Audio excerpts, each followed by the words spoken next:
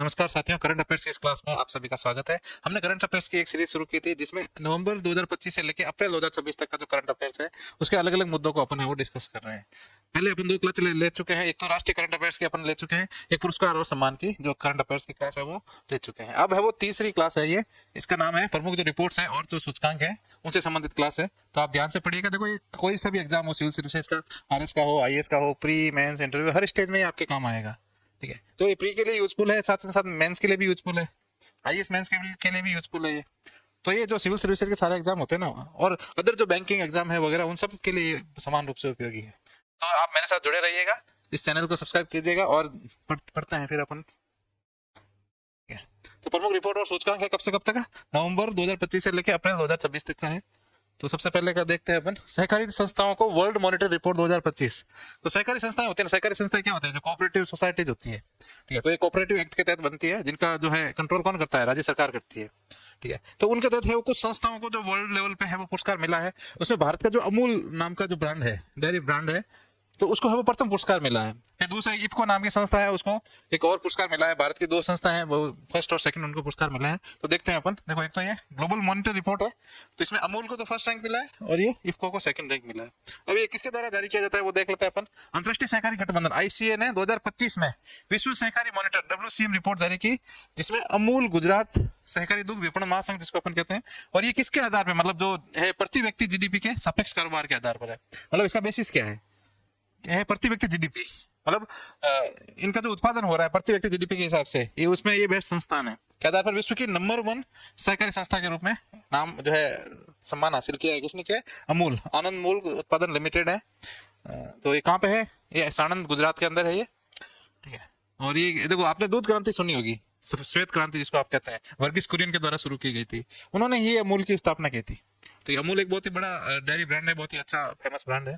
ये फिर इफको है जो फर्टिलाइजर्स वगैरह बनाती है। आपने देखा होगा कि जब यूरिया है, डीएपी वगैरह जो किसान खेतों में डालने के लिए लाते हैं, उर्वरक, रासायनिक उर्वरक, उनको जो है उत्पादन किसके द्वारा? इफको द्वारा किया जाता है। ठीक है, फिर विश्व सहकारी मॉनिटर रिपोर्ट की मुख्य बातें क्या है? इसमें देखो, शीर्ष भारतीय सहकारी संस्था, एक तो अमूल पहला और इफको है वो दूसरा है, मतलब ये भारतीय संस्थाएं हैं दो। ठीक है, उसके बाद अपन आगे बढ़ते हैं। ठीक है, फिर वैश्विक प्रभाव क्या है? रिपोर्ट के अनुसार दुनिया की शीर्ष 300 सहकारी समितियों को वर्ष 2023 में संयुक्त कारोबार है 2.79, कितना? 2.79 है ट्रिलियन अमेरिकी डॉलर। क्या है? 2.79 ट्रिलियन के अंदर है। ठीक है, फिर है ग्लोबल लॉन्च, इसमें है ये रिपोर्ट संयुक्त राष्ट्र के अंतर्राष्ट्रीय सहकारिता वर्ष, तो 2025 का क्या क्या है? अंतर्राष्ट्रीय सहकारिता वर्ष घोषित किया है। 2025 अंतर्राष्ट्रीय सहकारिता वर्ष के उपलक्ष्य में दोहा, कतर में जारी की गई थी। तो दोहा नाम की जगह है, कहाँ पे? कतर की राजधानी है। तो वहां पे इस जो है प्रोग्राम को आयोजित किया गया था और वहां पे ये पुरस्कार आपको दिया गया है। ठीक है, तो ये सहकारिता संघ की जो मीटिंग कहाँ पे हुई थी? दोहा के अंदर हुई थी। आगे बढ़ते हैं अपन। फिर जलवायु जोखिम सूचकांक 2026, जलवायु जोखिम सूचकांक है। ठीक है, आजकल देखो क्लाइमेट बहुत बड़ा मुद्दा हो गया है, जो है ग्लोबल वार्मिंग हो रही है, उसकी वजह से जो ग्रीन हाउस इफेक्ट होता है उससे ग्लोबल वार्मिंग हो रही है। आप देख रहे हो कितनी गर्मी पड़ रही है, बहुत ज्यादा इंटेंस हीट है, और लगातार जो है मौसम है, क्लाइमेट है, वो बहुत सीवियर होते जा रहे हैं। और ये जारी किसके द्वारा किया जाता है? जर्मन वॉच नाम की संस्था है, उसके द्वारा जारी किया जाता है।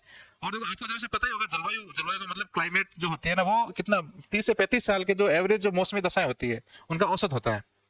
ठीक है, तो ये जो है ना सूचकांक पिछले 30 वर्षों के आंकड़ों के आधार पर है।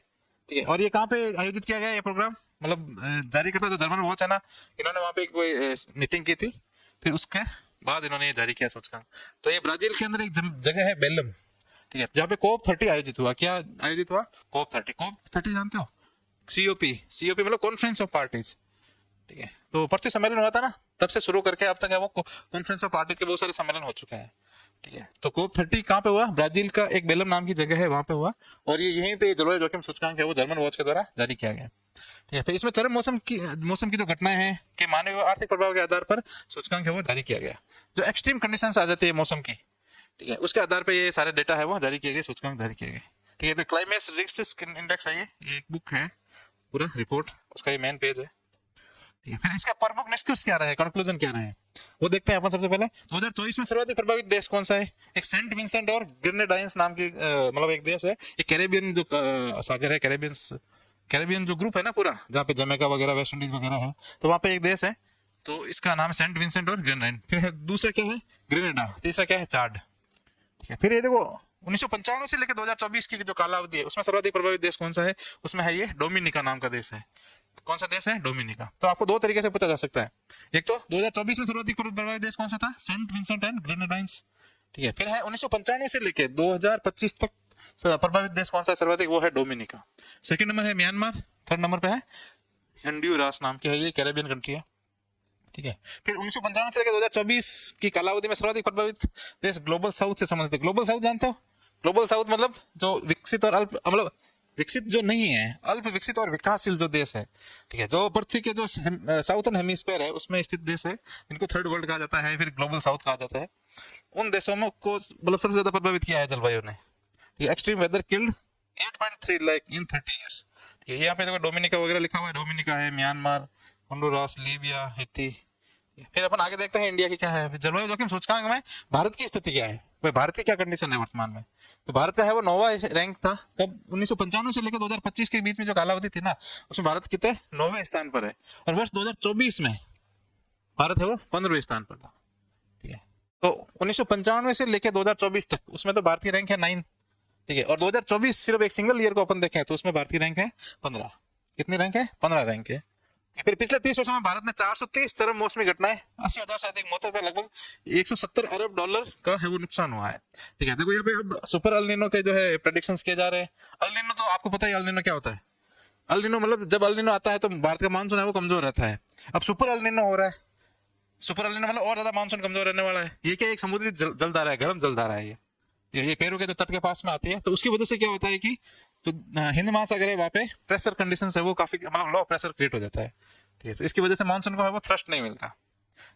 तो जलवायु परिवर्तन वैश्विक संकट होने का जो खतरा है, भारत पर खतरा 150 साल पुराने रिकॉर्ड टूटने का अंदेशा यहाँ पे बताया गया है। सुपर अल नीनो आपके बार है वो आ सकता है। ठीक है, देखो वेदर है 48 डिग्री सेंटीग्रेड से भी ज्यादा, वैसे जाहिर है आपको, आप देख ही रहे होंगे। इसके बाद अपन देखते हैं अगला जो रिपोर्ट है वो है वर्ल्ड बेस्ट सिटीज 2025 की जो रिपोर्ट है। ये तो विश्व की जो सबसे अच्छी सिटीज कौन कौन सी है, बेस्ट सिटीज कौन कौन सी है, उसमें देखो सबसे पहले कौन सी है? लंदन है। कौन सी? लंदन। दूसरी है न्यूयॉर्क, तीसरी है पेरिस, चौथी है टोक्यो, पांचवी है सिंगापुर। अब ये किस आधार पर जारी की गई? और पहले तो संस्था कौन सी है जो जारी करती है? रेजोनेंस कंसल्टेंसी नाम की संस्था है, वो जारी करती है। ठीक है, इसमें 3 आधार है। 10 लाख, पहले तो न्यूनतम 10 लाख से अधिक आबादी वाला देश शहर है, उनको इसमें काउंट किया गया है, बाकी देशों को इसमें काउंट नहीं किया गया है। इसमें 3 बेसिस लिए गए। तो लिवेबिलिटी, रहने की स्थिति क्या है, दूसरी है लवेबिलिटी, प्रियता, मतलब उनको वो सिटी अच्छी लग रही है कि नहीं लग रही है, फिर तीसरी है प्रोस्पेरिटी, समृद्धि के आधार पर रैंकिंग प्रदान की गई है। ये तो 3 ये स्तंभ है, उसके आधार पर ये 5 जो टॉप शहर यहाँ पे दिए गए हैं। ठीक है, फिर रिपोर्ट में शीर्ष शहर अपने देख लिए वही है लंदन, न्यूयॉर्क, पेरिस, टोक्यो और सिंगापुर, ये 5 है शहर। फिर अपन इंडिया की स्थिति देखते हैं इसमें। वर्ल्ड बेस्ट सिटी 2025 में भारतीय शहरों की रैंकिंग क्या रही? ठीक है, तो विश्व के जो 100 सर्वश्रेष्ठ शहर है ना उसमें 4 भारत के हैं, ज्यादा नहीं है, कितना 4 है। उनमें से रैंकिंग अपन देख लेंगे। बेंगलुरु है सबसे पहले, उसकी वर्ल्ड वाइड जो रैंकिंग है वो 29 है। फिर है मुंबई, फिर दिल्ली, फिर हैदराबाद। इनकी रैंकिंग देख लो, मुंबई की 40, दिल्ली की 54 और हैदराबाद की 82। ठीक है, तो ये स्थिति है वर्तमान में शहरों की। अब 3 कंडीशंस क्या है? लिवेबिलिटी, एक लवेबिलिटी, फिर तीसरा क्या था? तीसरा था इसमें प्रोस्पेरिटी, समृद्धि कैसी रही है। इसके बाद आगे अपन अगली जो रिपोर्ट देखते हैं, क्लाइमेट चेंज परफॉर्मेंस इंडेक्स 2026। तो क्लाइमेट चेंज जो परफॉर्मेंस, उसका परफॉर्मेंस क्या रह रहा है, कौन सा देश है वो कितना प्रभावित तरीके से है वो कार्य कर रहा है क्लाइमेट चेंज से लड़ने में। ठीक है, लाइट चली गई है, थोड़ी गर्मी हो रही है। फिर जारी कौन करता है? ये जर्मन वॉच करता है, और कान इंटरनेशनल होता है, न्यू क्लाइमेट इंस्टीट्यूट है। इन तीनों संस्थाओं के द्वारा एक साथ मिलकर ये रिपोर्ट जारी की जाती है कि भाई कौन सा देश है वो कितना एफर्ट कर रहा है क्लाइमेट चेंज को रोकने के लिए, ग्रीन हाउस इफेक्ट को, मतलब ग्रीन हाउस गैसों को जो रिलीज करता है, कार्बन इमिशन है उसको रोकने का प्रयास है वो कौन कौन सा देश है वो कितना कर रहा है उसके हिसाब से। तो ये कब जारी हुआ? 18 नवंबर 2025 को बेलम में आयोजित हुआ था COP 30। ये तो अपन बेलम का है, बेलम ब्राजील के अंदर है। COP 30 हुआ, उसमें 63 एक तो कंट्रीज और यूरोपियन यूनियन। ठीक है, फिर इन्होंने मिलकर है वो इंडेक्स जारी किया। कितना? 63 देश और यूरोपियन यूनियन के लिए है ये जारी। किसने किया जारी? तो इन्होंने किया जर्मन वॉच, कान इंटरनेशनल था, न्यू क्लाइमेट इंस्टीट्यूट। ये 3 संस्थाओं ने जारी किया 63 देशों के लिए और यूरोपियन यूनियन के लिए। फिर अपन देखते हैं इसमें इस सूचकांक में ग्रीन हाउस गैस उत्सर्जन, नवीकरणीय ऊर्जा, ऊर्जा उपयोग तथा जलवायु नीति के आधार पर रैंकिंग है वो दी गई है। ठीक है, तो आप देखो यहाँ पे देश दिए हुए हैं अलग अलग। तो सबसे देखो टॉप जो 3 रैंक है ना, उसमें किसी भी देश को नहीं रखा गया है। ठीक है, मतलब किसी भी देश ने टॉप 3 में जगह नहीं बनाई है कि भाई इतना प्रयास है, उसके लिए 3 शुरुआती जो 3 रैंक के लिए जो स्टैंडर्ड चाहिए होता है वो किसी ने फुलफिल नहीं किए। फिर चौथे नंबर पे है डेनमार्क। ठीक है, तो लास्ट ईयर रैंक क्या थी? 4 थे, सेम ही थी। फिर अगला है यूके, यूनाइटेड किंगडम, छठा है मोरक्को, 7वां है चिली, अब अपन देख लेते हैं इधर भारत की क्या रैंक रही है। इंडिया ट्रैक रिकॉर्ड 2025 में इंडिया की रही 23वीं रैंक। कितना है? 23वीं रैंक है। 2024 में थी 10वीं, 2023 में थी 7वीं। मतलब भारत के एफर्ट है वो कम हुआ है। पहले भारत ने ज्यादा एफर्ट किए थे। भारत ने बहुत सारे जो है पहले स्टैंडर्ड लॉन्च किए थे कि भाई हम 2070 तक नेट जीरो कार्बन एमिशन पर जाएंगे, ठीक है। तो 2030 तक हम रिन्यूएबल एनर्जी है 500 गीगावाट है वो जनरेट करेंगे। तो बहुत सारे स्टैंडर्ड है अपने डिसाइड किए थे, पर ये पूरे कंप्लीट हो नहीं पा रहे हैं। पर प्रमुख निष्कर्ष क्या है? इसमें कोई भी देश 1.5 डिग्री सेल्सियस लक्ष्य के अनुरूप प्रदर्शन न कर पाने के कारण शीर्ष 3 रैंकिंग के स्थान नहीं बना पाया है। मतलब कोई भी देश है इतना प्रयास नहीं कर रहा है कि जिससे जो एवरेज जो टेम्परेचर है, ठीक है, वो 1.5 डिग्री सेल्सियस से कम रह सके, मतलब इतना रिड्यूस हो सके। फिर है डेनमार्क सर्वोच्च स्थान 4th रैंक हासिल किया था। यूके और मोरक्को क्रमशः 5वें और 6ठे स्थान पर है, ये अपन देख चुके हैं, ठीक है। फिर निम्नतम देशों में देखो सऊदी अरब कोई एफर्ट नहीं कर रहा, बहुत कम एफर्ट कर रहा है, ठीक है। वो पेट्रोल निकाल रहा है, फुल पेट्रोलियम निकाल रहा है, बेच रहा है। फिर ईरान और अमेरिका ये जो आपस में लड़ रहे हैं, ये कोई भी प्रयास नहीं कर रहे हैं क्लाइमेट चेंज को रोकने के लिए। भारत पिछले वर्ष के 10वें स्थान से 2025 में 23वें स्थान पर आ गया। मतलब भारत की रैंकिंग है वो क्या हो गई? डाउन हो गई। 10वें स्थान से लेके मतलब 23वें स्थान पे पहुंच गया है।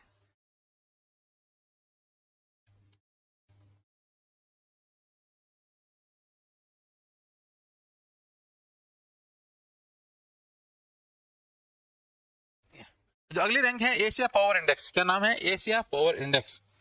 जो एशियन कंट्रीज है, इंडो पैसिफिक जो कंट्रीज है ना, उनमें किसके पास ज्यादा मिलिट्री पावर है या फिर फायर पावर वगैरह जो है, उन सब का एक सम्मिलित रूप है ये, ठीक है। एशिया पावर इंडेक्स संस्करण कौन सा? ये 7वां संस्करण है। जारीकर्ता कौन है? लोवी इंस्टीट्यूट है, तो वो जारी करता है। कौन सा इंस्टीट्यूट जारी करता है? लोवी इंस्टीट्यूट जारी करता है। फिर इस सूचकांक में कितने देश शामिल है? 27 देशों की शक्ति का मूल्यांकन होता है। सैन्य दक्षता, आर्थिक संबंध, कूटनीतिक, सांस्कृतिक, जैसे 8 उपाय के ऊपर आधार पर इसका मूल्यांकन है वो किया जाता है। कितने? 8 आधार है, 8 आधार के ऊपर इनका मूल्यांकन है वो किया जाता है, डेटा है वो कैलकुलेट किया जाता है। फिर अलग अलग देशों की स्थिति अपन देखते हैं। तो फर्स्ट रैंक पे कौन है? अमेरिका। इंडो पैसिफिक, आपको लग रहा होगा एशिया पावर में, एशिया में तो अमेरिका है ही नहीं, क्योंकि एशिया पैसिफिक रीजन को लिया जाता है तो उसमें अमेरिका आ जाता है। तो इसका स्कोर कितना? 80.5, ठीक है। फिर है फर्स्ट नंबर पे अमेरिका, सेकंड नंबर पे चीन 73.7 इसका स्कोर है। फिर थर्ड नंबर पे कौन है? थर्ड नंबर पे इंडिया है। इंडिया एशिया पैसिफिक में है, वैसे तो रशिया वगैरह चाहे और भी दूसरे देश है वो ज्यादा पावरफुल है, ठीक है। फिर भारत है वो 40 इसका स्कोर है। फिर है चौथा है जापान, 5वां है रूस। तो ये रूस को पता नहीं कैसे नीचे आया एशिया पावर इंडेक्स में, ठीक है। हो सकता है इनके कैलकुलेशन में कोई गड़बड़ी हो।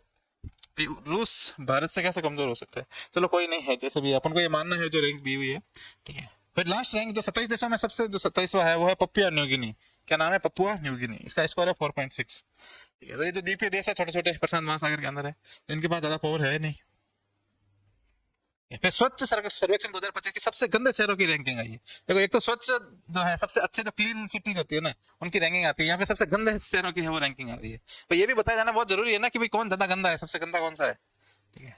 पहले स्कूल में प्रार्थना होती थी, प्रार्थना के बाद में हमारे स्कूल में ये होता था कि एक हर क्लास में से एक बच्चे का नाम है वो बोर्ड पे लिखा जाता है कि सबसे स्वच्छ स्टूडेंट कौन सा है।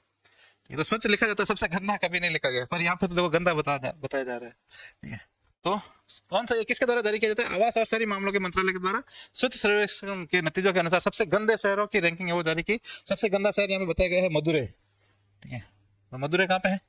ये तमिलनाडु में होगा शायद, ठीक है, मदुरै, ठीक है। फिर दूसरा है लुधियाना पंजाब, फिर चेन्नई, रांची और बेंगलोर, ठीक है। यहाँ पे भी रैंकिंग दी हुई है, ठीक है। टॉप 10 दी हुई है। 10वें नंबर पे दिल्ली है, पहला मदुरै, दूसरा लुधियाना, तीसरा चेन्नई, चौथा रांची, 5वां है बेंगलुरु, 6ठा है धनबाद, 7वां फरीदाबाद, ठीक है। 8वां ग्रेटर मुंबई है, फिर 9वां श्रीनगर, फिर 10वां दिल्ली। देखो श्रीनगर जो है जिसको अपन स्वर्ग कहता है, कश्मीर का स्वर्ग, भारत का स्वर्ग कश्मीर, फिर कश्मीर का सेंटर पॉइंट है वो श्रीनगर, वो भी गंदा सिटियों के अंदर आ रहा है। ये तो हमें ध्यान देने की जरूरत है, सिटियों को है वो अच्छे से सुरक्षित और साफ रखने की जरूरत है। वो अपन कर नहीं रहे हैं, लोगों के अंदर क्या है कि आदत नहीं बन रही है। फिर अगला जो इंडेक्स है वो Hurun India philanthropy list 2025। Philanthropy क्या होती है? फिलैंथ्रोपी मतलब जो दानदाता होता है ना, कितने दान कर रहे हैं, ठीक है। तो अब सबसे बड़ा दानदाता कौन है वो अपन देखेंगे। तो भारत के जो श्रेष्ठ परोपकारी कौन कौन से है? पहले नंबर पे है शिव नाडर एवं परिवार, फिर दूसरा है मुकेश अंबानी और परिवार, तीसरा है बजाज परिवार, चौथा है कुमार मंगलम बिरला और परिवार, फिर 5वां है गौतम अडानी और परिवार। देखो सबसे ज्यादा पैसों वाला मुकेश अंबानी है, पर सबसे ज्यादा है वो दान नहीं करता। दान कौन करता है सबसे ज्यादा? शिव नाडर करता है, ठीक है। और सेकंड नंबर जो पैसा वाला आदमी है, सबसे जो धनी आदमी है वो है गौतम अडानी। पर वो जो ये जो फिलैंथ्रोपी है, जो परोपकार है दान करने में, वो 5वें रैंक पे है, ठीक है। अब ये किसके द्वारा जारी की जाती है लिस्ट? एक है एडेल की फाउंडेशन तथा हरून इंडिया, ठीक है। फिलैंथ्रोपी लिस्ट 2025, ये दो संस्थाएं होती है, इनके द्वारा मिलकर ये रिपोर्ट है वो निकाली जाती है। फिर अगली जो रिपोर्ट है India skills report 2025। Skill skill जानते हो? ठीक है, तो आप स्किल कोई भी चीज के लिए जो ट्रेनिंग होती है जिसमें आज कोई भी कार्य करने में आप जो दक्ष होते हो उसको स्किल कहा जाता है। ठीक है, तो अलग अलग जो व्यक्ति इंजीनियर है, डॉक्टर, ये सब क्या है, स्किल लोग है, वकील है। तो प्रोफेशन होता है ना, प्रोफेशन में आदमी अपने आप में खुद वो स्किल होता है। ठीक है, तो जैसे सोनार है, लोहार है, ये सब क्या है, ये भी एक स्किल है, अलग जो है सुतार। तो ये किसके द्वारा जारी किया जाता है? ये वैश्विक शिक्षा और प्रतिभा समाधान संगठन है, इसके द्वारा ये इंडिया स्किल्स रिपोर्ट है वो जारी की जाती है। सहयोगकर्ता कौन से? CII, confederation of Indian industry. फिर all India council for technical education, AICT जिसको कहते हैं अपन ने। ठीक है, association of Indian universities and टेक्ड है। इन सब के सहयोग से है वो ये जारी की जाती है रिपोर्ट। फिर रिपोर्ट के प्रमुख निष्कर्ष क्या है? भारत को एक उभरती हुई स्किल फर्स्ट इकोनॉमी के रूप में दर्शाया गया है। ठीक है, तो भारत एक ऐसी इकोनॉमी है, स्किल फर्स्ट है इकोनॉमी, उभरती हुई इकोनॉमी। और भारतीय रोजगार क्षमता 2025 में 54.81% से बढ़कर है वो 2026 में 56.35% है वो हो गई है। पहले कितनी थी ये? 54.81% से बढ़ के 2026 में 56.35% हो गई है। इसमें महिला रोजगार क्षमता है वो 54% है, पुरुष रोजगार क्षमता 51.5%। मतलब महिला है ज्यादा रोजगार में इन्वॉल्व है या ज्यादा स्किल्ड है। पुरुष रोजगार क्षमता है वो 51.5 है और महिलाओं की कितनी है? 54.0। फिर भारत की रोजगार क्षमता में देखो, ये आपको ध्यान रखना है, तो बढ़ गई है, ये 56.35 हो गई 2026 में। मतलब है कि जो टोटल काम करने लायक लोग हैं उनमें से 56.35% है वो, उनको रोजगार है वो अवेलेबल हो रहा है। तो ये यहाँ पे 2000 पुराना आंकड़ा है, यहाँ पे 2025 में कितना था? 54.81 था ये। तो आंकड़े आपको साफ नहीं दिख रहे होंगे। फिर देखो यहाँ पे क्या है, which domains has more employable talent 2019 से 25। मतलब कौन सा जो स्किल का कोर्स किया हुआ है आपने, प्रोफेशनल कोर्स किया हुआ है, उनको सबसे ज्यादा है वो रोजगार मिल रहा है। तो सबसे पहले BE BTech दिया हुआ है यहाँ पे, तो उनको 2025 का ही देखते हैं अपन। 71.50 जो प्रतिशत लोग हैं उनको है वो एम्प्लॉयमेंट मिल रहा है। देखो आप कितने भी गालियां दो, भले जो बीटेक किए हुए हैं, इंजीनियरिंग किए हुए हैं, पर सबसे ज्यादा एम्प्लॉयबल जो लोग हैं वो वही है। ठीक है, तो बीटेक किए हुए लोग ही है। फिर MBA किए हुए हैं वो यहाँ पे 70 कुछ है, यहाँ पे दिख नहीं रहा है एक्चुअली में ये। फिर भी आर्ट्स वाला थोड़ा कम है, लेटर नहीं दिख रहा है यहाँ पे साफ साफ। ठीक है, तो आपको बस इतना से ध्यान रखना, BE BTech वालों का है 71.5 है। ठीक है, बाकी वालों का देखो थोड़ा बहुत दिख रहा है, इसका 555 है, BCom वालों का 71 है, MCA वालों का, ITI का 41 है, 29 किनका पॉलिटेक्निक का, B फार्मा वालों का 55 या 56 कुछ प्रतिशत है 2025 के अंदर। ठीक है, फिर अतिरिक्त निष्कर्ष क्या है? उत्तर प्रदेश, महाराष्ट्र तथा कर्नाटक सर्वाधिक रोजगार क्षमता वाले राज्य है। तो सबसे ज्यादा रोजगार क्षमता वाला राज्य कौन सा है? वो है उत्तर प्रदेश, UP। ठीक है, फिर राजस्थान का 8वां स्थान है। साथ ही महिलाओं का कार्य करने है तो सबसे पसंदीदा राज्य भी राजस्थान ही है। तो राजस्थान की रैंक क्या है? 8वीं रैंक है। और महिलाओं के लिए सबसे ज्यादा पसंदीदा राज्य जो है, पसंदीदा राज्य है वो राजस्थान है। कार्य करने के लिए पसंदीदा है, घूमने के लिए नहीं। कंप्यूटर साइंस तथा IT इंजीनियर सबसे अधिक रोजगार योग्य ग्रुप है। कौन सा? कंप्यूटर साइंस तथा IT इंजीनियर जो होते हैं। भारत में नौकरियों के गिग वर्कर की भूमिका कितने हैं? 16% है। ये भी आपको ध्यान रखना है। कितना गिग वर्कर के जो है, मतलब उनका शेयर कितना है? 16%। उसके बाद अपन देखते हैं अगली रिपोर्ट है नीति आयोग की भारत में उच्च शिक्षा के अंतरराष्ट्रीयकरण पर रिपोर्ट। ठीक है, तो नीति आयोग ने एक रिपोर्ट निकाली है उच्च शिक्षा का जो अंतरराष्ट्रीयकरण कितना हो रहा है। तो कब निकाली है? 22 दिसंबर 2025 को। और भारत में उच्च शिक्षा का अंतरराष्ट्रीयकरण संभावनाएं, अवसर एवं नीतिगत संस्तुतियां, इस नाम से है वो रिपोर्ट निकाली। ये किसने निकाली? एक तो नीति आयोग है, फिर दूसरा कौन सा? IIT मद्रास के नेतृत्व वाला एक नॉलेज पार्टनर्स। मतलब IIT मद्रास का भी रोल है इसमें, नीति आयोग का भी रोल है। फिर इसके प्रमुख बिंदु क्या है? तो ये अंतरराष्ट्रीयकरण पर केंद्रित है शिक्षा का। फिर ये रिपोर्ट है NEP 2020 जो है वैश्विक राष्ट्रीय और संस्थागत स्तरों पर अंतरराष्ट्रीयकरण के विभिन्न दृष्टिकोण की जांच तथा पिछले 20 वर्षों के अकादमिक गतिविधि के रुझानों का विश्लेषण करती है। ठीक है, तो ये नेशनल जो एजुकेशन पॉलिसी है 2020 की, उसके राष्ट्रीय अंतरराष्ट्रीयकरण का जो है अपन कितने प्रयास किए गए पिछले 20 सालों के अंदर, कितने प्रयास है वो किए हैं, उनको ये कैलकुलेट करने का, मूल्यांकन करने का काम करते हैं। अब इसके अंदर है वो 22 नीतिगत संस्तुतियां है वो दी गई है, 76 कार्यपत्र, 125 प्रदर्शन सफलता संकेतक तथा लगभग 30 भारतीय एवं ग्लोबल तरीकों को प्रस्तुत है वो किया गया है। देखो इतना याद रहे नहीं रहे, आपको बस इतना सा ध्यान रखना है कि देखो नीति आयोग ने जो रिपोर्ट निकाली है ये किसके साथ मिलकर निकाली है और इसमें कितने सालों तक का है वो अकादमिक गतिशीलता है वो रुझान लिए 20 सालों के लिए। ठीक है, अब इसकी सिफारिशें क्या रही है नीति आयोग की? एक तो शासन से संबंधित कुछ सिफारिशें रही, विनियमन से संबंधित रही है, वित्त से संबंधित रही है। ठीक है, ताकि जो शिक्षा का अंतरराष्ट्रीयकरण है वो उसको ज्यादा से ज्यादा बढ़ावा दिया जा सके। ठीक है, तो पहले शासन देखते हैं अपन। यह एक अंतर मंत्रालय कार्यबल की स्थापना करना तथा विशिष्ट देशों में नोडल केंद्रों के रूप में कार्य करने हेतु सभी 54 सेंट्रल यूनिवर्सिटी में country centre of the excellence की स्थापना की जाने का है वो सिफारिश इन्होंने की है। ठीक है, फिर विनियमन में अंतरराष्ट्रीयकरण के मानकों को शामिल करने हेतु NIRF मानदंडों में संशोधन तथा वीजा दस्तावेजों को सरल बनाना। ठीक है, तो रेगुलेशन को थोड़ा सा इजी बनाना। NIRF क्या होता है, national institute of for ranking framework, जो अलग अलग जो यूनिवर्सिटीज होती है ना उनकी रैंकिंग दी जाती है इसमें, उसको थोड़ा सा है सिस्टमेटिक बनाना और ज्यादा अच्छा बनाना, इंक्लूसिव बनाना। फिर है फाइनेंस, वैश्विक शोध करता हुआ छात्रों को आकर्षित करना है, तो भारत विद्या कोष एक $10 बिलियन का है सोवरेन रिसर्च फंड है। क्या नाम है इसका, भारत विद्या कोष। तथा विश्व बंधु फ्लैगशिप छात्रवृत्ति पहल शुरू की जाए। मतलब ये 2 योजनाएं शुरू करनी चाहिए ताकि जो विदेशी लोग हैं या फिर भारत के जो बच्चे हैं वो विदेशों में जाए, या फिर विदेशों के बच्चे भारत में आए उनको स्कॉलरशिप मिले। ठीक है, कौन कौन सी योजना है, भारत विद्या कोष है और एक है विश्व बंधु फ्लैगशिप छात्रवृत्ति पहल शुरू की जाए। मतलब इस नाम से 2 पहल शुरू करने का है वो सिफारिश की है नीति आयोग ने। ठीक है, फिर ब्रांडिंग और आउटरीच, भारतीय मूल के पूर्व छात्रों को वैश्विक ब्रांड एम्बेसडर के रूप में संलग्न करने हैं, तो भारत की आन विकसित किया जाता है study in India one stop portal है वो बनाया जाए। स्टडी इन इंडिया का एक पोर्टल बनाया जाए, मतलब ऐसे लोग जो भारत के हैं जैसे सुंदर पिचाई वगैरह है, सत्या नडेला है, जो भारत से पढ़ के वो विदेशों में गए हैं, उन्होंने अपना नाम किया है, ऐसे बहुत सारे और लोग हैं जो भारत से पढ़े लिखे हैं, भारत के हैं, विदेशों में रह रहे हैं। ठीक है, उनको एक वैश्विक ब्रांड एम्बेसडर बनाया जाए। ठीक है, फिर उनके लिए है वो वन स्टॉप पोर्टल कौन सा, स्टडी इन इंडिया बनाया जाए। फिर है भारत की आन विकसित किया जाए, मतलब भारत की आन नाम से पोर्टल है वो बनाया जाए, पोर्टल मतलब स्कीम लॉन्च की जाए। फिर है पाठ्यक्रम तथा संस्कृति, भारतीय ज्ञान परंपरा को वैश्विक शैक्षणिक मानकों के साथ एकीकृत करना। 160 से अधिक भारतीय विश्वविद्यालय, 30 अंतर्राष्ट्रीय संस्थाएं, सरकार के अधिकारिता, 16 देशों के प्रतिनिधियों के साथ व्यापक परामर्श पर आधारित है ये पाठ्यक्रम और संस्कृति जो विकसित किया गया है। फिर उद्देश्य क्या है, देश के प्रमुख उच्च शिक्षा संस्थानों को वैश्विक अकादमिकता अनुसंधान चर्चा में अग्रणी स्थान दिलाना। ठीक है, ये सब प्रयास किसके लिए किया जा रहा है कि भारत की जो संस्थाएं हैं, ठीक है, तो उसको विश्व की जो रैंकिंग है उसमें अच्छा स्थान मिले। ठीक है, ज्यादा से ज्यादा विदेशी लोग हैं वो भारत के जो है संस्थानों में एजुकेशन लेने के लिए आए। ठीक है, मतलब एक प्रभाव दिखना चाहिए, विश्व गुरु, वापस विश्व गुरु बनना है हमें। पहले हम विश्व गुरु थे, बीच में है थोड़ा सा मामला डाउन हो गया, अब वापस जब भारत उभर रहा है तो भारत की जो प्राचीन जो नॉलेज जो है, ठीक है, उसको वापस से दुनिया के पटल पे लाना और दुनिया को ये बताना है कि देखो भारत की जो संस्कृति है वो कितनी समृद्ध रही है, भारत का जो ज्ञान विज्ञान है वो कितना समृद्ध रहा है। तो अगली जो रिपोर्ट है वो भारत में रोजगार की संभावना है, रोजगार के रास्ते रिपोर्ट नाम से है। ठीक है, तो ये किसके द्वारा जारी किया गया है, रोजगार के रास्ते। देखो ये रिपोर्ट का नाम क्या है, रोजगार के रास्ते। भाई किन किन तरीकों से है वो आपको रोजगार है वो मिलना चाहिए या मिल सकता है। ठीक है, तो ये जारी करता है national council of applied economic research, NCAER नाम से एक संस्था है, और इसमें भी जो लेखक है प्रोफेसर फरजाना अफरीदी और उनकी टीम है, इन्होंने ये जारी की है। ठीक है, ताकि लोगों को ज्यादा से ज्यादा रोजगार मिल सके, अपने ही क्षेत्र में रोजगार मिल सके, दूसरे क्षेत्रों में नहीं जाना पड़े, पलायन नहीं करना पड़े। ठीक है, इस देश में यह रिपोर्ट देश में रोजगार सृजन के प्रमुख कारकों के रूप में कौशल विकास तथा लघु उद्यमों की भूमिका पर बल देती है कि भाई एक तो लघु उद्यम होता है ना, वो ज्यादा से ज्यादा रोजगार दे सकते हैं क्योंकि वो छोटे छोटे होते हैं और बहुत ज्यादा संख्या में होते हैं। ठीक है, तो वो यदि आप एक स्किल प्रदान करो सबको और लघु उद्यमों को स्थापित करो तो वो ज्यादा लोगों को रोजगार दे सकते हैं। ठीक, बड़ी बड़ी कंपनियां वो ज्यादा लोगों को रोजगार नहीं दे सकती है। ठीक है, फिर रोजगार रिपोर्ट मुख्य निष्कर्ष क्या क्या है इसमें, भारत में रोजगार वृद्धि मुख्य रूप से स्वरोजगार में बढ़ोतरी के कारण हुई है।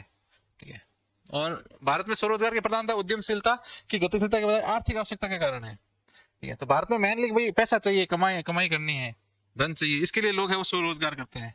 और भारत में जो रोजगार मिल रहा है वो स्वरोजगार की वजह से ही बढ़ा है। मतलब पहले कहता था कि कम लोगों को रोजगार मिल रहा था, अब ज्यादा लोगों को रोजगार मिल रहा है। तो क्यों मिल रहा है, बहुत सारे लोग है वो खुद का है वो सेल्फ मेड जो है एंटरप्रेन्योर बन रहे हैं। फिर श्रम प्रदान विनिर्माण तथा सेवा क्षेत्र में रोजगार के अवसरों को सुदृढ़ करने के लिए जीडीपी की वृद्धि दर को लगभग 8% पर है वो बनाए रखने में मदद मिलेगी। मतलब आप मैन्युफैक्चरिंग सेक्टर है, सर्विस सेक्टर है, इनको अभी अपन बढ़ावा देंगे, उनको ज्यादा से ज्यादा मोटिवेट करेंगे तो भारत की जो जीडीपी ग्रोथ रेट है वो 8% है वो हासिल हो सकती है। फिर डिजिटल प्रौद्योगिकी का उपयोग करने वाले उद्यम तकनीकी उपयोग न करने वाले उद्यमों की तुलना में 78% अधिक कर्मचारियों की नियुक्ति करते हैं। ठीक है, मतलब जो डिजिटल टेक्नोलॉजी का यूज करता है ना, वो जो डिजिटल टेक्नोलॉजी का यूज नहीं करने वाले उद्यमों की तुलना में 78% ज्यादा है वो एम्प्लॉयमेंट देते हैं।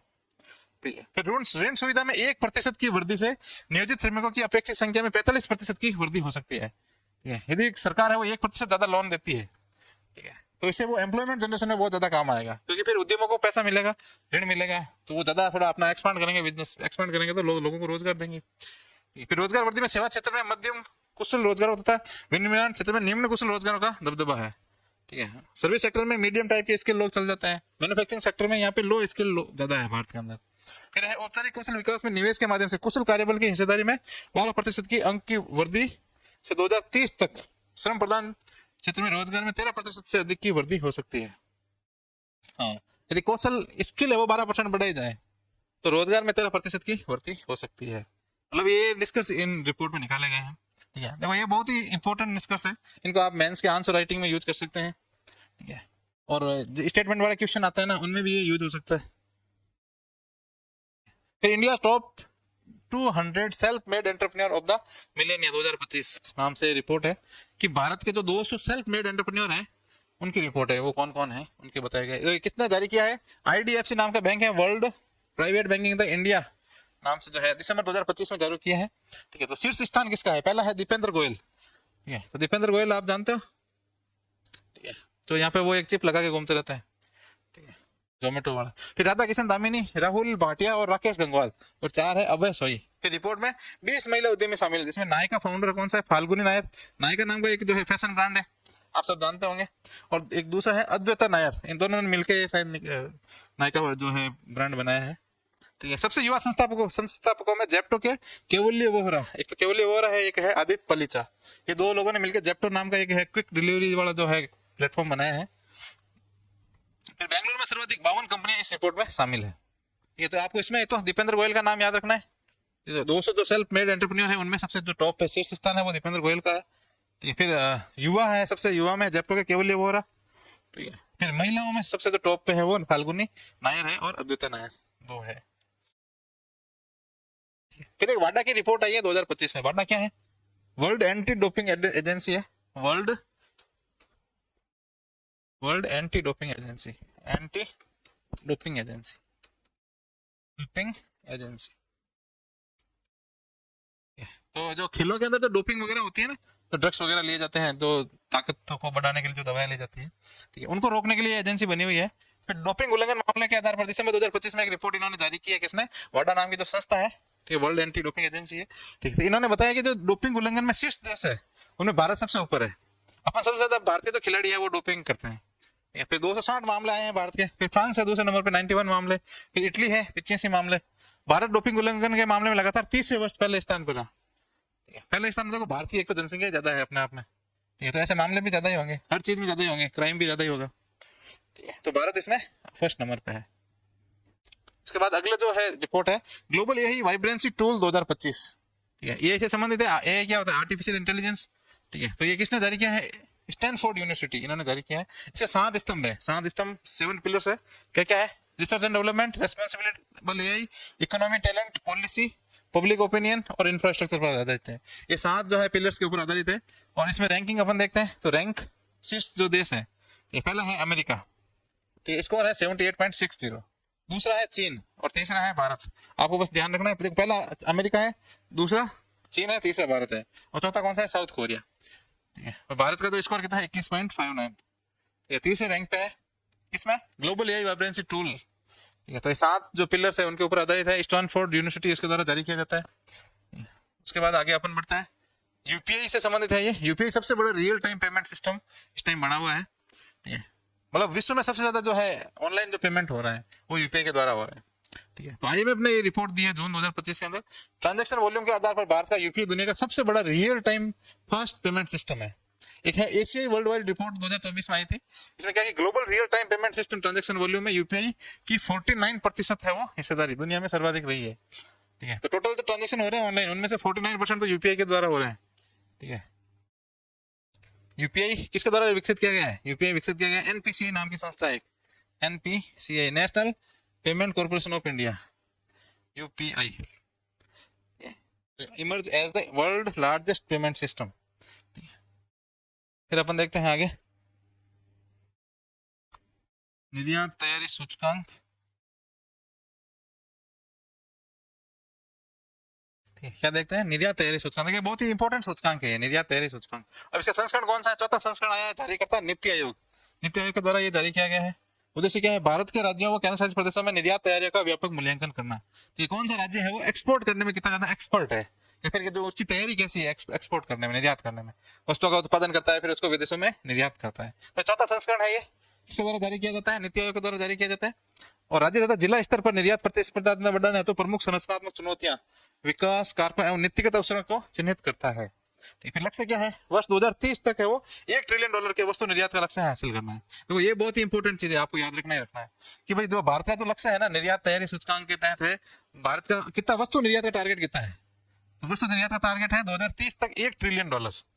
$1 ट्रिलियन का निर्यात है, हमें 2030 तक लाना है, मतलब इतनी लिमिट तक लाना है। ठीक है, फिर आगे देखते हैं अपन। ये पूरा इसके बारे में ओवरव्यू दिया गया है। नीति आयोग द्वारा जारी निर्यात तैयारी सूचकांक विकसित भारत 2047 का विजन है। देखो इसमें कुछ और फैक्ट दिए हुए। 2047 तक भारत के विनिर्माण क्षेत्र को इस स्तर पर स्थापित करना कि वो वैश्विक विनिर्माण जीडीपी में 10% का योगदान, मतलब ग्लोबल जीडीपी है ना, उसमें 10% का योगदान है दिया जा सके। विनिर्माण जीडीपी कौन सी, मैन्युफैक्चरिंग की जीडीपी है। फिर 2047 तक वैश्विक वस्तु निर्यात में भारत की हिस्सेदारी लगभग 10% है, वो उसको पहुंचाना। ठीक है, तो टोटल जो वस्तुओं का निर्यात हो रहा है उसमें भारत की हिस्सेदारी है उसको 10% तक लाना, तो ये टारगेट है। ठीक है, इसके अंदर देखो कुछ जो वस्तुएं हैं वो शामिल कौन कौन सी की गई है। टोटल मर्केंडाइज में ग्रोथ अलग अलग साल की दी हुई है, 2024-23 की, और यहाँ पे 2024-19 से लेकर 24 के बीच में। ठीक है, तो आप देख लेना इसमें। तो सबसे ज्यादा जो ग्रोथ रही है 2024-19 में वो इसमें रही है इलेक्ट्रिक कंपोनेंट में। ठीक है, फिर है 24 से 23 में यहाँ पे देखो 6% रही है हाईएस्ट।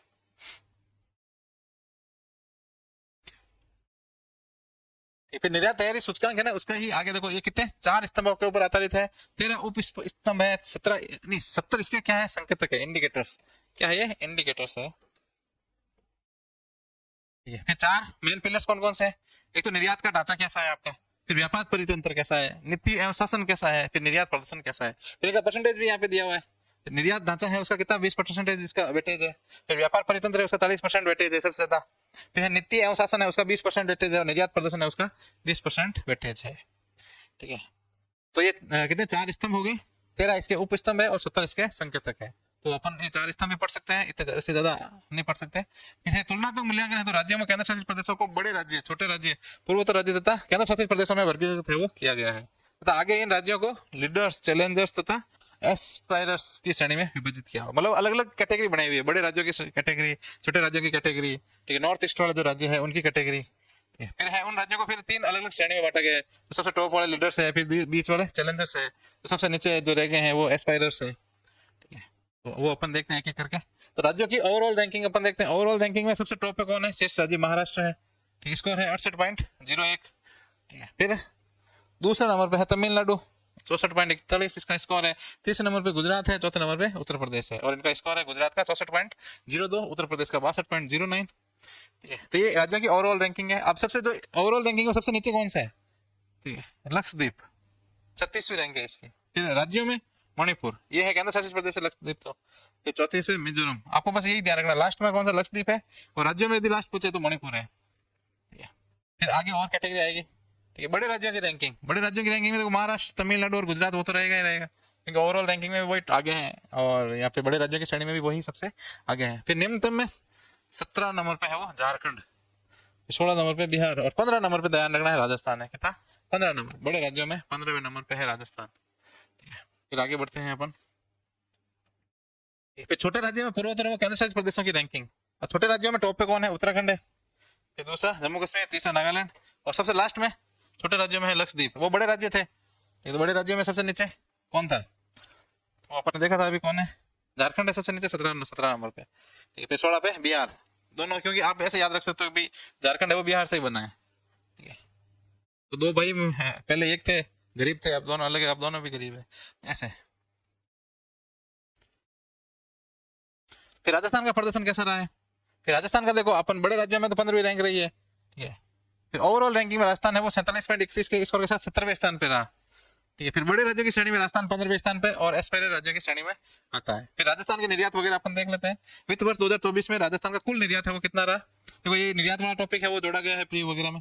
ठीक है, तो 84,578 करोड़ रुपए राजस्थान से सर्वाधिक निर्यात क्या क्या हुआ, कहाँ पे हुआ, यूएसए, यूएसए मतलब अमेरिका, फिर यूएई, तो अपन दुबई जिसको कहते हैं, यूके, यूनाइटेड किंगडम, जर्मनी और तुर्की देशों को हुआ। तो सबसे ज्यादा हमने राजस्थान से सबसे ज्यादा निर्यात है वो कहाँ पे हुआ है, यूएसए में हुआ, अमेरिका को हुआ।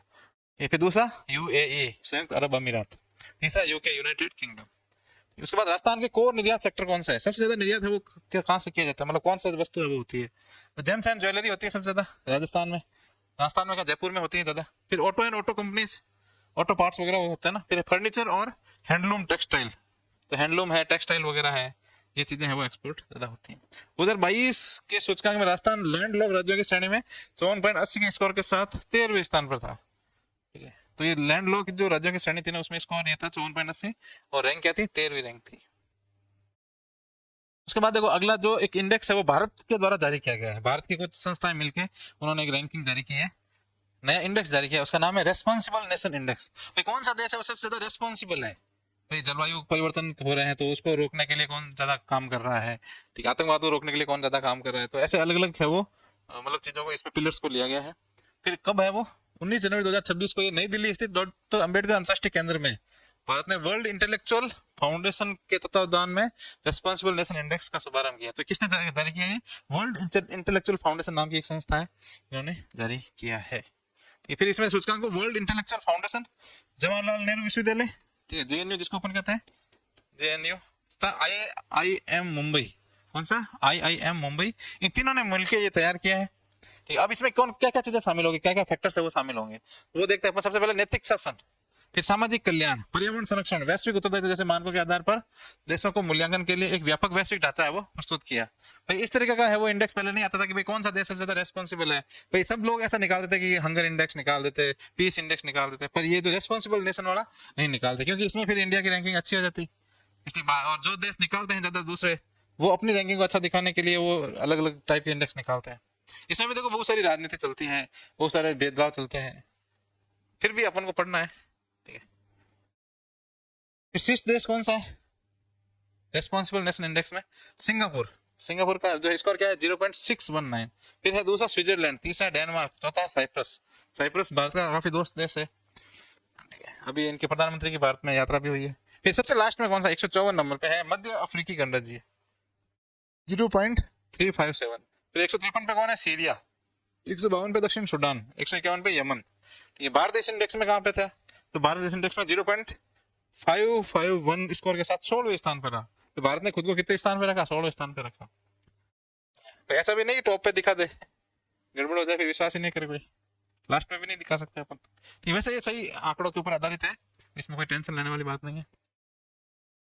2025 में भारत में स्वच्छ ऊर्जा के आंकड़े हैं वो कुछ जारी किए गए। स्वच्छ क्लीन एनर्जी, क्लीन एनर्जी क्या होता है, रिन्यूएबल एनर्जी, ऐसी एनर्जी जिसका उत्पादन करने में आपको वो कार्बन उत्सर्जन नहीं करना पड़े, उसको अपन क्या कहते हैं, क्लीन एनर्जी कहते हैं, ताकि ग्लोबल वार्मिंग नहीं हो, क्योंकि ग्रीन हाउस गैसों का उत्सर्जन नहीं होगा, पॉल्यूशन भी नहीं होगा। तो अब इसको देखते हैं, वर्ष 2025 में भारत में गैर जीवाश्म ईंधन आधारित स्वच्छ ऊर्जा स्थापित क्षमता 2024 के 22.6% बढ़कर 267.78 गीगावाट हो गई है। तो जीवाश्म गैर जीवाश्म नॉन फॉसिल वाली जो एनर्जी है, क्लीन एनर्जी है, वो कितनी हो गई है, 267.78 गीगावाट हो गई है। ये तो सौर ऊर्जा में कितनी वृद्धि हुई है, 2025 में कुल स्थापित क्षमता 135.81 गीगावाट, कौन सी है, सौर ऊर्जा। पवन ऊर्जा कितनी है, 54.51 गीगावाट है। जैव ऊर्जा है 11.61 गीगावाट। लघु जल विद्युत क्षमता 5.16 गीगावाट। बृहद जल विद्युत क्षमता है 50.91 गीगावाट। ये सब मिलकर कितनी होती है, 267.78 गीगावाट होती है। और सबसे ज्यादा वृद्धि किसमें हुई है, सोलर में हुई है 38.8%। ठीक है, तो अपन क्लीन एनर्जी के अंदर काफी अच्छा भारत ने प्रोग्रेस की है। ब्रांड फाइनेंस ग्लोबल 500 रिपोर्ट 2026, ठीक है। तो ये अलग जो ब्रांड होते हैं ना, जो वैश्विक ब्रांड है, उन्होंने एक रिपोर्ट जारी की है जनवरी 2026 में। ब्रांड फाइनेंस ने अपनी वार्षिक रिपोर्ट जारी की है, कोई कंपनी है ब्रांड फाइनेंस, ठीक है, तो वो अलग अलग कंपनियों का है ब्रांड की रैंकिंग करता है। ये रिपोर्ट के अनुसार 11% की वृद्धि के साथ वैश्विक ब्रांड मूल्य $10.4 ट्रिलियन तक है वो पहुंच गया है। तो शीर्ष ग्लोबल ब्रांड कॉमर्स कौन सा है, एक एप्पल है सबसे पहला, दूसरा माइक्रोसॉफ्ट, तीसरा गूगल और अमेजन। तो ये सारे विदेशी ब्रांड है, वही टॉप पे है। तो सबसे बेस्ट जो ब्रांड अभी कौन सा है, वो है एप्पल, ठीक है। फिर है अमेरिका है वो 192 ब्रांडों के साथ पहले तथा चीन दूसरे स्थान पर है। भारत के कुल 14 ब्रांड इस रिपोर्ट में शामिल है, कितने, 14। और फिर नोट है दुनिया की टॉप 25 आईटी कंपनियों में भारत की 8 कंपनियां शामिल है। टॉप 25 आईटी कंपनियां हैं, उनमें भारत की 8 है, क्योंकि भारत को देखो, भारत सस्ता सॉफ्टवेयर है वो एक्सपोर्ट करता है, या फिर अपन क्या करते हैं, सेवाओं का है वो आउटसोर्सिंग करते हैं, मतलब सेवाओं को बेचते हैं। फिर इसमें देखो एसेंसर, आयरलैंड, टीसीएस, भारत और इन्फोसिस और दुनिया की शीर्ष 3 आईटी कंपनियां हैं। तो आईटी कंपनियों में सबसे टॉप पे है एसेंसर, सेकंड नंबर पे टीसीएस, थर्ड नंबर पे इन्फोसिस।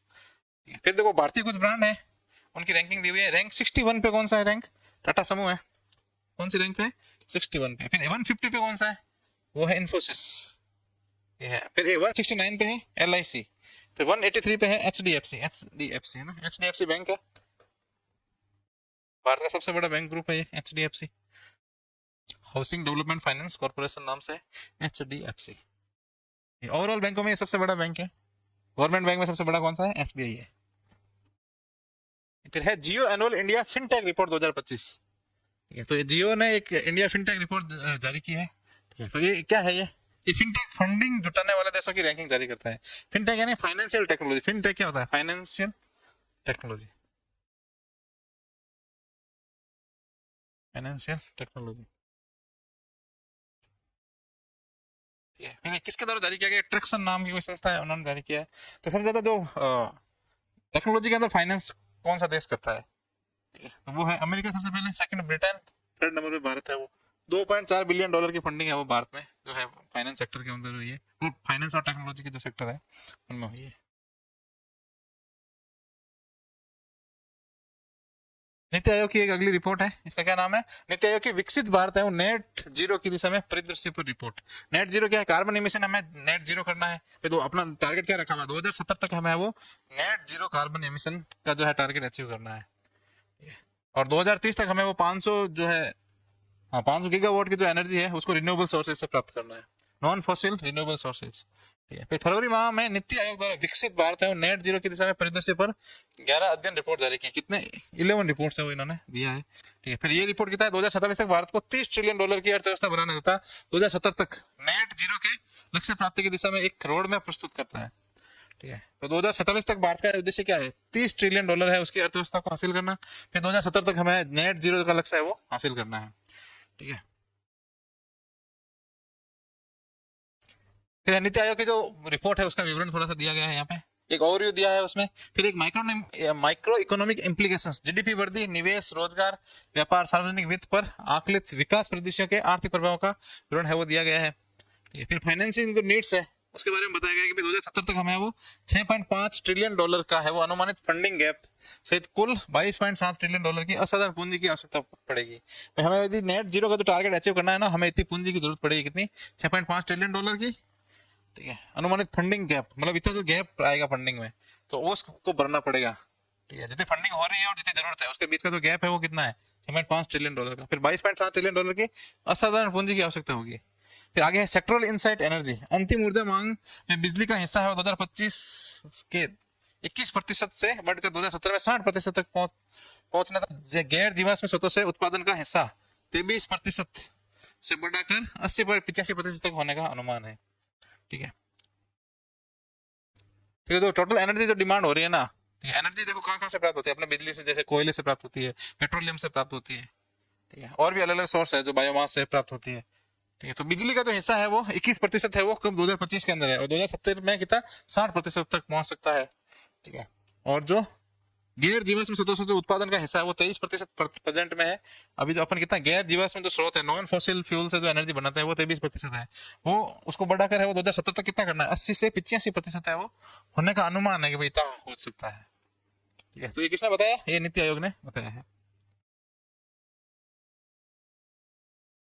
फिर है परिवहन से संबंधित सेक्टर इनसाइट परिवहन 2070 तक परिवहन क्षेत्र में की 90% मांग बिजली, जैव ईंधन व हाइड्रोजन से पूरी होने की रिपोर्ट है। फिर सेक्टरल इनसाइट उद्योगों से संबंधित इनसाइट जो इन्होंने का क्या है? 2070 तक एल्यूमिनियम, स्टील व सीमेंट जैसे उद्योगों की मांग 4 से 6 गुना बढ़ने की संभावना है। बहुत ज्यादा डिमांड है वो बढ़ेगी स्टील की वगैरह। फिर सेक्टरल इनसाइट क्रिटिकल मिनरल, जो क्रिटिकल मिनरल होते हैं ना, 21वीं सदी के मध्य तक तांबा, ग्रेफाइट की 20 से 25% मांग पुनर्चक्रण के माध्यम से पूरा करने का अनुमान है कि भाई अपन है वो 20 से 25% है वो उसको रिसाइकल करके वापस प्राप्त कर लेंगे, क्योंकि बहुत सारी चीजें अभी इस टाइम किससे बन रही है? कॉपर से बन रही है, ग्रेफाइट से बन रही है, तो उसको अपन वापस रिसाइकल कर सकते हैं आने वाले टाइम में। फिर एग्रीकल्चर से संबंधित जो इंसाइट है कि माइक्रो इरिगेशन तथा फर्टिलाइजर, फिर है ऑप्टिमाइजेशन पर फोकस द्वारा कृषि विकास पर रिपोर्ट है वो इन्होंने दी है। तो कुछ रिपोर्टें हैं वो दी है। फिर आगे एक और रिपोर्ट है, वेस्ट पर रिपोर्ट है, फिर बिल्डिंग्स पर रिपोर्ट है, सोशल इम्प्लीकेशन और ट्रांजिशन पर रिपोर्ट है। देखो सेक्टरल इनसाइट पर है 100% डोर टू डोर सेग्रीगेशन तथा बायो मिथेनेशन के जरिए वेस्ट क्षेत्र के ढांचागत कमियों को दूर करने का फोकस है। क्योंकि वेस्ट है उसको 100% है उसका मेथेन बनाना, ठीक है, फिर उसको सेग्रीगेशन करना, उनको अलग अलग करना। फिर सेक्टरल इनसाइट बिल्डिंग है सुपर एफिशिएंट अप्लायंसेस तथा लो कार्बन मटेरियल पर फोकस, एयर कंडीशनिंग का स्वामित्व 10% से 2070 तक 80% होने का अनुमान है। ठीक है, अब जो एसी है, एसी का रोल अभी तक 10% ही है अर्थव्यवस्था में, मतलब जो बहुत कम लोग खरीद पा रहे हैं। आने वाले टाइम में बहुत ज्यादा लोग है वो एसी के द्वारा ही जी पाएंगे, नहीं तो यहाँ पे मतलब रह नहीं पाएंगे, इतना एक्सट्रीम वेदर हो जाएगा, गर्मी ज्यादा हो जाएगी। फिर है sectoral insight social application of the transition, मानव केंद्रित विकास परियोजनाओं पर फोकस है वो किया जाएगा। तो ये कुछ नीति आयोग ने अपनी रिपोर्ट में बताया है सारी चीजें। ठीक है, तो ये बैंस के लिए आपको बहुत ज्यादा उपयोगी चीजें हैं कि भाई अपना कौन सी चीज कब तक कितना हो सकती है, वो अनुमान सारे बताए हुए हैं। फिर एक और रिपोर्ट है नीति आयोग की हरित परिवर्तन पर विशेष रिपोर्ट। ठीक है, तो ग्रीन ट्रांजिशन है ना, कि भाई जो अपन है वो पहले कार्बन ज्यादा उत्सर्जन कर रहे थे, उससे अब कम उत्सर्जन की तरफ जा रहे हैं। ठीक है, तो ग्रीन एनर्जी का अपन ज्यादा ज्यादा यूज कर रहे हैं, तो ऐसी एनर्जी जिसको जिससे उत्पादन में कार्बन एमिशन कम से कम हो रहा हो। ठीक है, तो उसमें अलग अलग सेक्टर बताए गए हैं आपको, सीमेंट क्षेत्र है, एल्यूमिनियम क्षेत्र है, एमएसएमई सेक्टर है, इन सब के संबंधित रिपोर्ट है वो दी है। इस संदर्भ में नीति आयोग ने सीमेंट, एल्यूमिनियम तथा एमएसएमई क्षेत्र के लिए कार्बन उत्सर्जन कम कर हरित परिवर्तन के रोड मैप पर 3 रिपोर्ट जनवरी माह में जारी किए। तो 3 रिपोर्ट इन्होंने दी है कि भाई एक तो सीमेंट सेक्टर में क्या करना है, एल्यूमिनियम सेक्टर में क्या करना है, और एमएसएमई सेक्टर में है वो अपना क्या टारगेट है। इन तीनों का टारगेट है वो नीति आयोग ने बताया है। सीमेंट क्षेत्र, सीमेंट उत्पादन 2023 के 391 मिलियन टन से 7 गुना बढ़कर 2070 तक 2100 मिलियन टन होने का अनुमान है। फिर इसके लिए रणनीति क्या रहेगी, 2070 तक कार्बन तीव्रता को 0.63 टन कार्बन इक्विवेलेंट नहीं CO2 इक्विवेलेंट प्रति टन सीमेंट से घटकर 0.09 से 0.013 कार्बन इक्विवेलेंट टन प्रति टन करना है। मतलब है वो एक टन जो अपन सीमेंट का उत्पादन करते हैं उसके लिए कितना कार्बन उत्सर्जन करना होगा, मतलब वो उसको कम करना है कैसे करके भाई कार्बन, मतलब सीमेंट का उत्पादन हो जाए पर उसके लिए जो बनाने की जो प्रोसेस है उसमें कार्बन उत्सर्जन कम से कम हो। 2070 तक का टारगेट है। फिर एल्यूमिनियम होता है, एमएसएमई का रोड मैप क्या है, एल्यूमिनियम क्षेत्र, एल्यूमिनियम उत्पादन 2023 के 4 मिलियन टन से बढ़ाकर 2070 तक 37 मिलियन टन होने का अनुमान है। ठीक है, तो एल्यूमिनियम 2023 में कितना है, 4 मिलियन टन, 2070 में कितना हो जाएगा, 37 मिलियन टन होने का अनुमान है। फिर रणनीति इसके लिए क्या रहेगी, तो अल्पावधि में 24x7 मतलब 24x7 नवीकरणीय ऊर्जा बिजली की ओर संक्रमण करना है, ग्रिड कनेक्टिविटी में सुधार करना है, मध्यम अवधि का परमाणु ऊर्जा को अपनाना। ठीक है, तो बहुत सारे जो है, क्योंकि देखो एल्यूमिनियम जो सेक्टर होता है ना, तो पावर रिच सेक्टर होता है, मतलब बहुत ज्यादा पावर इंटेंसिव सेक्टर है, बिजली की बहुत ज्यादा नीड होती है। तो एल्यूमिनियम बनाने में जो खर्चा आता है उसका 40% तो बिजली जो है उसको पावर प्राप्त करने में ही खर्च हो जाता है, मतलब बहुत ज्यादा एनर्जी की नीड होती है बनाने के लिए। फिर दीर्घकालिक में CCUS, carbon capture utilisation and storage का एकीकरण। तो ये टेक्निक है, कार्बन को कैप्चर करना, यूटिलाइज करना और उसको है वो स्टोरेज करना। इससे क्या होता है कि पॉल्यूशन है वो कम होगा, कार्बन उत्सर्जन है वो उसको कम से कम किया जा सकेगा। फिर एमएसएमई सेक्टर है, ऊर्जा कुशल उपकरण, वैकल्पिक ईंधन को अपनाना तथा हरित बिजली का एकीकरण करना। तो उससे क्या होगा, एमएसएमई सेक्टर में प्रोडक्टिविटी को अपन बढ़ा सकते हैं ताकि और उसमें ग्रीन एनर्जी को ज्यादा ज्यादा बढ़ावा दिया जा सकता है। योजनाओं के अभिसरण के माध्यम से एमएसएमई क्षेत्र में दक्षता प्राप्त करने पर एक रिपोर्ट है वो नीति आयोग ने ये भी रिपोर्ट दी है। कौन सी, योजनाओं के अभिसरण, मतलब योजनाओं को एक साथ मिलाना और उसके माध्यम से फिर एमएसएमई क्षेत्र में दक्षता प्राप्त करना। तो एमएसएमई सेक्टर है उसको ज्यादा ज्यादा अपन एफिशिएंट कर सके। एमएसएमई क्या होता है, micro small and medium enterprises, MSME. MSME मतलब एम का मतलब माइक्रो, माइक्रो फिर स्मॉल एंड मीडियम, मैं यहाँ लिख रहा हूँ ना, मीडियम एंटरप्राइजेस, हिंदी में क्या कहेंगे, सूक्ष्म लघु और मध्यम उद्यम। ठीक है, तो इनका अलग क्राइटेरिया है वो रखा हुआ है। फिर नीति आयोग ने योजनाओं के अभिसरण कन्वर्जेंस के माध्यम से एमएसएमई क्षेत्र में दक्षता प्राप्त करने पर एक रिपोर्ट जारी की है। इसकी मेन बिंदु क्या है, रिपोर्ट में अभिसरण हेतु दो दृष्टिकोण की सिफारिश की गई है। एक तो सूचना अभिसरण तथा प्रक्रिया अभिसरण, एक तो आप इंफॉर्मेशन है उसको एक साथ कन्वर्ट करो, इकट्ठा करो। ठीक है, फिर प्रोसेस है उसको भी एक साथ, मतलब एक साथ करके कोऑर्डिनेट करके उसको प्रोसेस को चलाओ। ये फिर है अगला जो क्या है बिंदु, एमएसएमई है तो यही संचालित केंद्रीकृत डिजिटल प्लेटफॉर्म की सिफारिश है कि भाई ये केंद्रीकृत डिजिटल प्लेटफॉर्म होना चाहिए एमएसएमई के लिए। फिर एमएसएमई की विभिन्न क्लस्टर विकास योजनाओं का अभिसरण, तो एमएसएमई के लिए अलग अलग जो योजनाएं बनी हुई, रैंप योजना वगैरह है, ठीक है, तो उनको एक साथ मिलाना।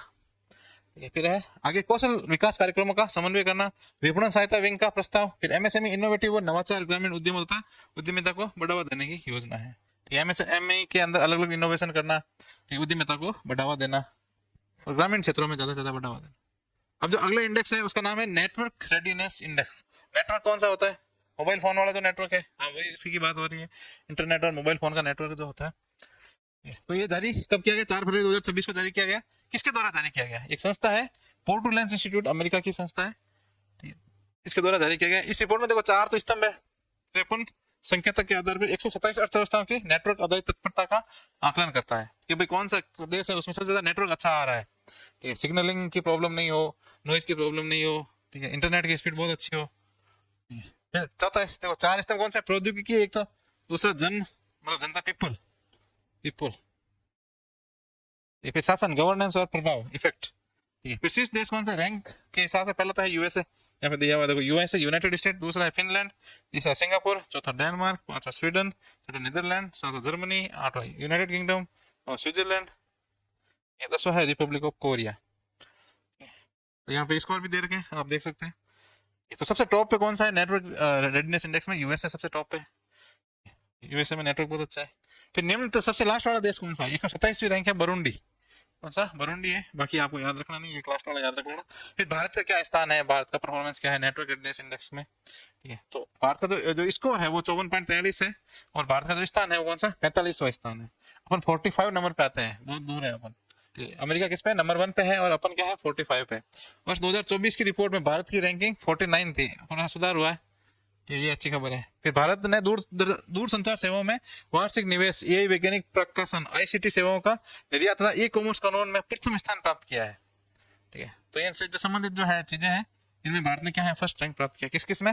दूरसंचार सेवा में वार्षिक निवेश के जो अपन टेलीकम्युनिकेशन सर्विसेज है उसमें, तो टोटल इन्वेस्टमेंट कितना हुआ है एनुअल। फिर एआई वैज्ञानिक प्रकाशन, ठीक है। फिर है आईसीटी सेवाओं का निर्यात तथा ई कॉमर्स कानून, ई कॉमर्स कानून है। फिर अपन जो सेवाओं का निर्यात करते हैं कौन सी? ICT, information and communication technology की सेवाएं हैं, उनका निर्यात। अब अगली जो न्यूज है जो इंडेक्स है वो है उपभोक्ता मूल्य सूचकांक, consumer price index, CPI. CPI नाम सुना हुआ है? एक होलसेल प्राइस इंडेक्स होता है डब्ल्यूपीआई, एक होता है सीपीआई, डब्ल्यूपीआई, और बस है सीपीआई। ठीक है, इसमें आधार वर्ष में परिवर्तन किया गया है। पहले क्या था? 2012 था, अब 2024 कर दिया गया। आधार वर्ष क्या होता है? अब कोई भी अपन रेफरेंस के रूप में लेते हैं ना डेटा, ठीक है, तो वो एक आधार वर्ष मतलब ऐसा ईयर होता है जिसमें जिसके डेटा को रेफरेंस के रूप में लिया जाता है, ठीक है, ताकि उसके कंपैरिजन कर सके, उसको रेफरेंस में लेके आप है वो तुलना कर सके कि अब है वो कितनी वृद्धि हुई है, महंगाई कितनी बढ़ी है, इन्फ्लेशन रेट कितना बढ़ा है। तो पहले कितना था? जो बेस ईयर क्या था? 2012 था, इक्वल टू 100 था। अब क्या हो गया? 2024, क्योंकि इसको थोड़े थोड़े सालों में परिवर्तन करना होता है। परिवर्तन नहीं करोगे तो फिर उसमें वैल्यूज में डिस्टॉर्शन आएगा, और आप इन्फ्लेशन रेट है वो सही तरीके से कैलकुलेट नहीं कर पाओगे। तो ये किसके द्वारा जारी किया गया? सांख्यिकी एवं कार्यान्वयन मंत्रालय जो होता है, एमओएसपी, जिसको अपन कहते हैं, क्या कहते हैं? MOSPI, ministry of statistics and programme implementation नाम की संस्था है, संस्था नहीं मंत्रालय है, उसके द्वारा ये जारी मतलब परिवर्तन किया गया है। कब किया गया? 12 फरवरी 2026 को किया गया।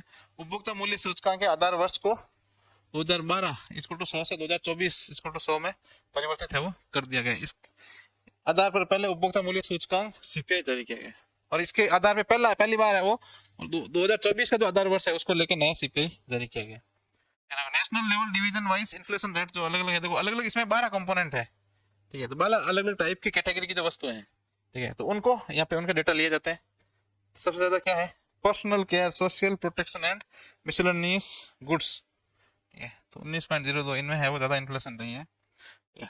फूड एंड बेवरेज है, फिर पान तंबाकू, इंटॉक्सिकेंट्स है, क्लोथिंग एंड फुटवेयर है, हाउसिंग है, फिर इलेक्ट्रिसिटी गैस एंड जो है अदर फ्यूल्स है, फिर है ये furnishing house hold equipments and routine, with health, transport, information and communication, recreation, sports and culture, फिर एजुकेशन सर्विसेज है, ये क्या है? रेस्टोरेंट एंड एकोमोडेशन सर्विसेज है। तो ये टोटल कितने 12 टाइप की कैटेगरी है। ओपन देखते हैं आगे। बास्केट है, बास्केट को भी बड़ा किया गया है। यूएन के कुछ स्टैंडर्ड होते हैं महंगाई जो मुद्रास्फीति को मापने के लिए, इन्फ्लेशन को कैलकुलेट करने के लिए।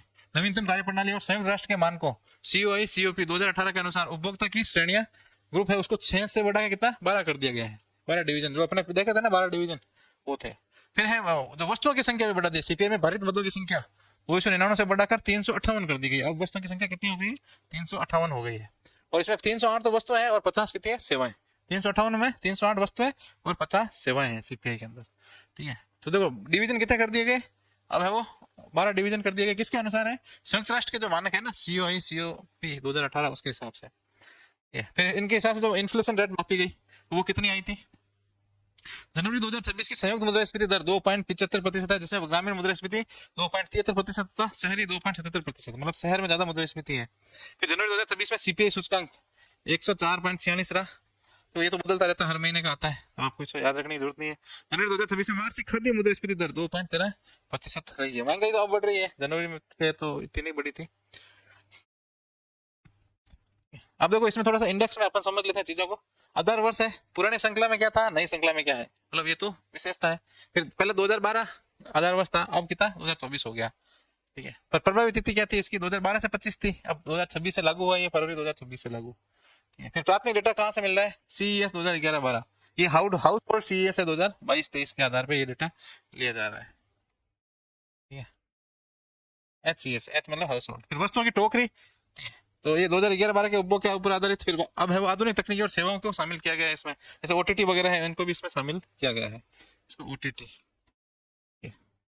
पहले कितनी थी वस्तुएं? 299 थी, अब कितनी हो गई? 358 हो गई। इसमें भी देखो 308 तो वस्तु है, 50 सेवाएं, ये आपको ध्यान रखना है। फिर खाद्य वस्तुओं का भार है वो पहले कितना का था? 45.86%, अब वो थोड़ा कम हो गया है। फिर आवास सेवाओं का भार है पहले कम था, अब है वो बढ़ा दिया गया है। फिर जनवरी 2026 में सबसे अधिक मुद्रास्फीति वाले राज्य कौन से थे? जनवरी में तेलंगाना सबसे ज्यादा था, फिर केरल, तमिलनाडु, राजस्थान तथा कर्नाटक। तो आपको इतना याद रखने की जरूरत नहीं है ये, क्योंकि हर महीने डेटा चेंज हो रहा है, बस थोड़ा याद रहे तो ठीक है, तेलंगाना रख लेना। मुख्य सुधार क्या हुआ इसमें? पहली बार ग्रामीण मकान किराया है वो इसमें शामिल किया गया। फिर गांव के अंदर भी मकानों का किराया होता है, वो भी महंगाई बढ़ाता है, उसको भी शामिल किया गया है। फिर OTT ईंधन, CNG, PNG जैसी आधुनिक उपभोक्ता वस्तुओं का प्रतिनिधित्व बढ़ाया गया है, ये OTT को भी शामिल कर दिया गया। ईंधन है CNG वगैरह आप ज्यादा यूज करने लगे, इसको भी इसमें शामिल कर दिया गया। अब अगला इंडेक्स अपन देखते हैं क्या है? राजकोषीय स्वास्थ्य सूचकांक। राजकोषीय स्वास्थ्य सूचकांक, इंग्लिश में अपन क्या कहेंगे इसको? फिजिकल हेल्थ इंडेक्स या फिजिकल हेल्थ इंडेक्स। किसके द्वारा जारी किया जाता है? नीति आयोग। देखो ज्यादातर जो इंडेक्स है वो नीति आयोग के द्वारा ही जारी किया जाता है। संस्करण कौन सा है? दूसरा संस्करण है इसका। कब जारी किया गया? 11 मार्च 2026 को जारी किया। कौन सा? राजकोषीय स्वास्थ्य सूचकांक। किसने जारी किया? नीति आयोग ने जारी किया। कब जारी किया? मार्च 2026, 11 मार्च 2026 को। उद्देश्य क्या है इसका? राज्यों की राजकोषीय सदस्यता का मूल्यांकन करना। देखो राजकोषीय नीति क्या होती है? सरकार की जो नीति होती है कि भाई किस तरीके से टैक्स लेना है, किस तरीके से उसको खर्च करना है, मतलब बजट का आय और व्यय का जो प्लानिंग होती है ना, उसको राजकोषीय नीति कहते हैं। ठीक है, तो भारत के अंदर बजट ही राजकोषीय नीति है। राजकोषीय नीति सरकार की होती है, और RBI की कौन सी होती है? मौद्रिक नीति। तो अलग अलग नीतियां होती है, दोनों का काम ये होता है कि GDP ग्रोथ रेट को बढ़ावा देना और मुद्रास्फीति को नियंत्रित रखना। तो इसका उद्देश्य क्या? राज्यों की राजकोषीय सुदृढ़ता का मूल्यांकन करना। दूसरा है ऋण प्रबंधन में सुधार करना। थर्ड है साक्ष्य आधारित नीति निर्माण को बढ़ावा देना। तो 3 इसके उद्देश्य हैं। अब प्रमुख आधार क्या है? राजकोषीय प्रदर्शन जो राज्यों के क्या रहे हैं, कौन सा राज्य ने कितना है वो खर्चा किया, कम किया है, ज्यादा किया है। ठीक है, अभी आपने सुना होगा मध्य प्रदेश ने बहुत सारा कर्जा है वो RBI से लिया है। मध्य प्रदेश सरकार दूसरी बार ये कर्जा ले रही है, तो सरकार का कर्जा है वो कौन चुकाएगा? फिर अगली सरकार चुकाएगी, आने वाले टाइम में चुकाया जाएगा। ठीक है, अभी तो लिया जा रहा है। फिर है इसी तरह वो ऋण भार का डेटा आधारित मूल्यांकन। ये सूचकांक वित्त वर्ष 2023-24 है, तो 18 प्रमुख राज्यों के साथ 10 पूर्वोत्तर व हिमालयन राज्यों को शामिल कर 28 राज्यों के लिए जारी किया गया। तो ये कितने के लिए है? 18 तो मेजर स्टेट है, 10 है पूर्वोत्तर और हिमालयन स्टेट, टोटल 28 राज्यों के लिए ये सूचकांक है वो बनाया गया है। कौन सा? राजकोषीय स्वास्थ्य सूचकांक। कितने राज्यों के लिए? 28 राज्यों के लिए है। तो इनका अपन परफॉर्मेंस देखते हैं राज्यों का। ये देखो सूचकांक के प्रमुख आयाम अपन देखेंगे। पहले आयाम कौन कौन सा है?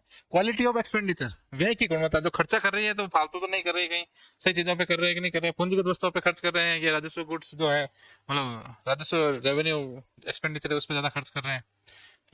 फिर है रेवेन्यू मोबिलाइजेशन, राजस्व संग्रह क्षमता, कि आप कितना टैक्स है वो इकट्ठा कर पा रहे हैं, रेवेन्यू को कितना इकट्ठा कर पा रहे हैं। फिर है फिस्कल प्रूडेंस, राजकोषीय विवेक, तो आप जो राजकोषीय जो नीति बना रहे हैं उसमें कितना ज्यादा दिमाग का यूज कर रहे हैं, या फिर जो मित व्ययता को कितना बरत रहे हैं, वो सब देखा जाएगा। फिर है डेप्ट इंडेक्स, ऋण सूचकांक। फिर है डेप्ट स्टेट सस्टेनेबिलिटी, ऋण स्थिरता कितनी है, आप ऋण जो ले रहे हैं दे रहे हैं वो स्टेबल कितना है। ठीक है, तो ये कितने हो गए? 5 है वो सूचकांक के प्रमुख आयाम है। फिर इंडेक्स में 18 प्रमुख राज्यों को उनके स्कोर के साथ 4 श्रेणियों में, मतलब तो 18 राज्य है ना, उनको 4 श्रेणियों में बांटा गया। कौन कौन से? अचीवर, फ्रंट रनर, परफॉर्मर और एस्पिरेशनल। और जो 10 पूर्वोत्तर वाले और हिमालयन राज्य है ना, उनको 3 श्रेणियों में बांटा गया, अचीवर, परफॉर्मर और आकांक्षी। ये फ्रंट रनर वाले जो है वो इसमें नहीं है, किसमें? छोटे राज्यों में या पूर्वोत्तर वाले राज्यों में। 18 प्रमुख राज्यों की रैंकिंग में सबसे टॉप पे कौन है? अचीवर में देखो 3 राज्य है, एक तो ओडिशा, गोवा और झारखंड। ठीक है, तो ये टॉप में। फ्रंट रनर गुजरात, महाराष्ट्र, छत्तीसगढ़, तेलंगाना, उत्तर प्रदेश और कर्नाटक। तो इसमें देखो टॉप पे कौन है? इसमें फ्रंट रनर में गुजरात। परफॉर्मर में मध्य प्रदेश, हरियाणा, बिहार, तमिलनाडु और राजस्थान। राजस्थान की रैंक क्या है? 14 रैंक है, आपको ध्यान रखनी है। ठीक है, राजकोषीय स्वास्थ्य सूचकांक 2025 में राजस्थान की रैंक क्या है? राजस्थान की रैंक है 14। फिर है एस्पिरेशनल में केरल, पश्चिम बंगाल, आंध्र प्रदेश। फिर पंजाब की लास्ट रैंक है इसमें। सबसे लास्ट में कौन है? पंजाब। फर्स्ट में कौन है? ओडिशा। राजस्थान की रैंक 14, ये आपको ध्यान रखना है। फिर है पूर्वोत्तर हिमालय राज्यों की रैंकिंग। पूर्वोत्तर और हिमालय के राज्यों की रैंकिंग में सबसे टॉप पे है, अचीवर में है अरुणाचल प्रदेश और उत्तराखंड। ठीक है, फिर परफॉर्मर में त्रिपुरा, मेघालय, असम, मिजोरम और सिक्किम। और एस्पिरेशनल में नागालैंड, नागालैंड है, हिमाचल प्रदेश, मणिपुर लास्ट है। तो ये ध्यान रखना, अरुणाचल प्रदेश है टॉप पे, सेकंड नंबर पे उत्तराखंड, और लास्ट में कौन सा है, मणिपुर। मणिपुर नाम मणि है पर मणि को सही तरीके से मैनेज नहीं कर पा रहा है। ठीक है, अगला देखो, अगला इंडेक्स है, बहुत ही अच्छा इंडेक्स है, वर्ल्ड हैप्पीनेस इंडेक्स 2026। आप लगातार इस इंडेक्स को पढ़ते आए होंगे, हर एग्जाम में ये पूछा जाता है। ठीक है, अब भले भले पूछा जाए नहीं पूछा जाए, पढ़ते तो आप जरूर है। ठीक है, फिर संस्करण 14 है, जारी 18 मार्च 2026 को। कौन जारी करता है, SDSN। SDSN का पूरा नाम क्या है, संयुक्त राष्ट्र सतत विकास समाधान नेटवर्क। ठीक है, सस्टेनेबल डेवलपमेंट सॉल्यूशन नेटवर्क इसका इंग्लिश में नाम होगा। और एक ऑक्सफोर्ड के विश्वविद्यालय है ना, उसका वेलबींग रिसर्च सेंटर है, वो दोनों मिलके है ये जारी करते हैं, SDSN और वेलबींग रिसर्च सेंटर। इसमें 6 मानक है, कितने 6। एक तो प्रति व्यक्ति GDP क्या रहेगी, एक आपका स्वस्थ जीवन प्रत्याशा आपकी क्या है, ठीक है, लाइफ एक्सपेक्टेंसी। फिर सामाजिक सहयोग कितना है, आपको सामाजिक सहयोग कितना मिल रहा है। फिर जीवन के विकल्प चुनने की स्वतंत्रता कितनी है, फिर आपके पास आजादी कितनी है, आप किससे शादी करोगे, कहाँ शादी करोगे, ये भी है। आप क्या कैरियर चुनोगे, ठीक है, क्या आप ऐसी जॉब चुनोगे जो आपके क्षमताओं के हिसाब से है, या घर वाला परिवार के दबाव में आके आप कोई जॉब करोगे या शादी करोगे, ये सब क्या है, जीवन में विकल्प चुनने की जो स्वतंत्रता है।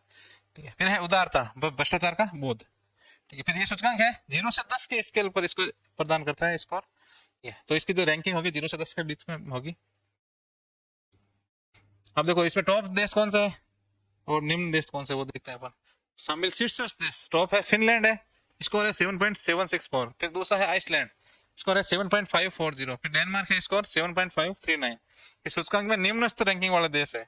लास्ट में कौन सा है, अफगानिस्तान। तो टॉप याद रखना फिनलैंड, ठीक है, और लास्ट कौन सा, अफगानिस्तान। फिर 146 पे सियरा लियोन, 145 पे मलावी, लास्ट में अफगानिस्तान, फर्स्ट पे फिनलैंड, फर्स्ट पे फिनलैंड, लास्ट में अफगानिस्तान।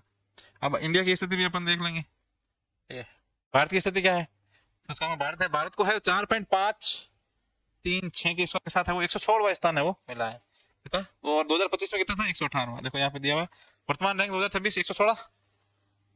ठीक है, स्कोर कितना है 4.536। ठीक है, 2000 जो पिछले साल था 2025, ये 26 के अंदर है 116, 2025 में थी 118 रैंक, तो थोड़ा सा 2 रैंक का है सुधार हुआ, +2 हुआ है। ठीक है, तो अच्छी बात है, अपने हैप्पीनेस बढ़ी है थोड़ी सी। देखो भारत के पड़ोसी देशों से तो अपन तुलना करते हैं, कई बार पूछ लिया जाता है प्रीलिम्स वगैरह में कि भारत की रैंक है पाकिस्तान से अच्छी है या बुरी है, ऐसे। तो वर्तमान रैंक देखो, चीन की क्या है 68, इंडिया से अच्छी है, श्रीलंका की अच्छी है 98। ठीक है, फिर नेपाल की भी भारत से अच्छी है, बांग्लादेश की अच्छी है, भारत 116 हो गया, पाकिस्तान के बाहर से पीछे है, देखो भारत पाकिस्तान वाले बाहर से ज्यादा खुश नहीं है। ठीक है, फिर म्यांमार की 143 है, अफगानिस्तान की 162 है। अफगानिस्तान तो वैसे भी सबसे लास्ट में है, सबसे टॉप पे कौन है, फिनलैंड है, लास्ट में अफगानिस्तान है, भारत 116 रैंक। ठीक है, और भारत से ऊपर वाले कौन कौन से देश, देखो 2 ही देश है भारत के पड़ोसी जो भारत से नीचे है, ठीक है, पाकिस्तान और म्यांमार, बाकी सब देश पड़ोसी देश भारत से ऊपर है। फिर है PLFS रिपोर्ट, देखते हैं अपन आगे। PLFS रिपोर्ट क्या होता है, periodic labour force survey report. ठीक है, तो एक लेबर फोर्स से संबंधित जो है, एम्प्लॉयमेंट से संबंधित जो डेटा इसमें दिए जाते हैं। PLFS रिपोर्ट 2025 मार्च 2026 में ये जारी की गई। और कब से कब तक का डेटा है, जनवरी फरवरी नहीं, जनवरी से दिसंबर 2025 है उसकी रिपोर्ट यहाँ पे दी गई है। इसको जारी कौन करता है, MOSPI, सांख्यिकी एवं कार्यक्रम क्रियान्वयन मंत्रालय, MOSPI। ठीक है, ministry of statistics and programme implementation, इसी के तहत है वो NSO काम करता है। NSO होता है ना, नेशनल स्टैटिस्टिकल ऑफिस, NSO, जिसको CSO और NSSO से मिला के बनाया गया था। किससे, CSO प्लस NSSO, इनसे मिला के अपन ने क्या बनाया, NSO बनाया। तो इसमें देखो कौन कौन से डेटा दिए गए इस रिपोर्ट में। 15 वर्ष और उससे अधिक की आयु के जो भी व्यक्ति है, भाई 15 वर्ष से कम वालों को तो आप है वो रोजगार दे ही नहीं सकते। ये 15 वर्ष से अधिक आयु के व्यक्ति की सामान्य स्थिति में तो लेबर फोर्स पार्टिसिपेशन रेट है, फिर है वर्कर्स पार्टिसिपेशन रेट है, अनएम्प्लॉयमेंट रेट है, यूआर। ठीक है, इनके आंकड़े हैं वो यहाँ पे दिए गए, देखो यहाँ पे दिए हुए हैं कुछ आंकड़े। ठीक है, तो यहाँ पे देखो ये मेल है, ये तो ब्लू कलर में, रेड कलर में फीमेल है। ठीक है, और ओवरऑल जो पर्सन है वो ये जो ग्रीन लाइन यहाँ पे दी गई है। तो 2025 की स्थिति अपन देखें, ठीक है, तो 80.5% तो मेल को रोजगार मिला हुआ है, फिर 45.9% महिलाओं को, ओवरऑल है 62.8% लोगों को वो रोजगार मिला हुआ है। फिर है मुख्य परिणाम देखते हैं, श्रम बल सहभागिता दर ओवरऑल है 59.3। ठीक है, ग्रामीण 62.8 और शहरी है 52.2। ठीक है। फिर श्रमिक जनसंख्या अनुपात, ठीक है, वर्कर्स पॉपुलेशन रेट है, तो ओवरऑल है 57.4, ग्रामीण में 61.2 और शहरी में 49.6 जो है 7, मतलब जो वर्कर ज्यादा कौन सा है, ग्रामीण के हैं, ठीक है, और श्रम सहभागिता में शहरी ग्रामीण क्षेत्रों की ज्यादा है, गांव के लोग हैं वो ज्यादा काम करते हैं, ठीक है। फिर है बेरोजगारी दर, बेरोजगारी दर टोटल कितनी है 3.1, ग्रामीण 2.4 और शहरी 4.8। तो शहरों में बेरोजगारी दर ज्यादा है, गाँव में कम है। गाँव में छोटे मोटे काम भी लोग कर लेते हैं, शहरों में नहीं करते, उनको स्किल के हिसाब से ही रोजगार चाहिए। औपचारिक शिक्षा में बिताए औसत वर्षों की संख्या, ठीक है, आप औपचारिक शिक्षा में कितने, देखो औसत है वो 10 साल बिताता है कोई भी व्यक्ति, ठीक है। ग्रामीण क्षेत्रों में 9.4 साल, थोड़ा कम है, शहरों में 11.1 साल, ठीक है। तो ये लेबर फोर्स सर्वे, जो पीरियडिक लेबर फोर्स सर्वे के डेटा यहाँ पे दिए गए हैं। ये देखो अगली जो रिपोर्ट है, भारत जैव अर्थव्यवस्था रिपोर्ट 2026 की है, इंडियन बायो इकोनॉमी रिपोर्ट 2026 इसको नाम दिया गया। किसके द्वारा जारी किया गया? Biotechnology industry research assistant council है, क्या नाम है, biotechnology industry research assistant council, इसके द्वारा ये रिपोर्ट जारी की जाती है। कौन सी? भारत जैव अर्थव्यवस्था रिपोर्ट, इंग्लिश में क्या कहेंगे, इंडिया बायो इकोनॉमी रिपोर्ट 2026 की है। अब रिपोर्ट के मुख्य निष्कर्ष क्या है अपन देख लेते हैं। इस रिपोर्ट के अनुसार भारत की जैव अर्थव्यवस्था वर्ष 2014 में कितनी थी? 10 अरब डॉलर की थी, अब बढ़कर है वो 2025 में कितनी हो गई है?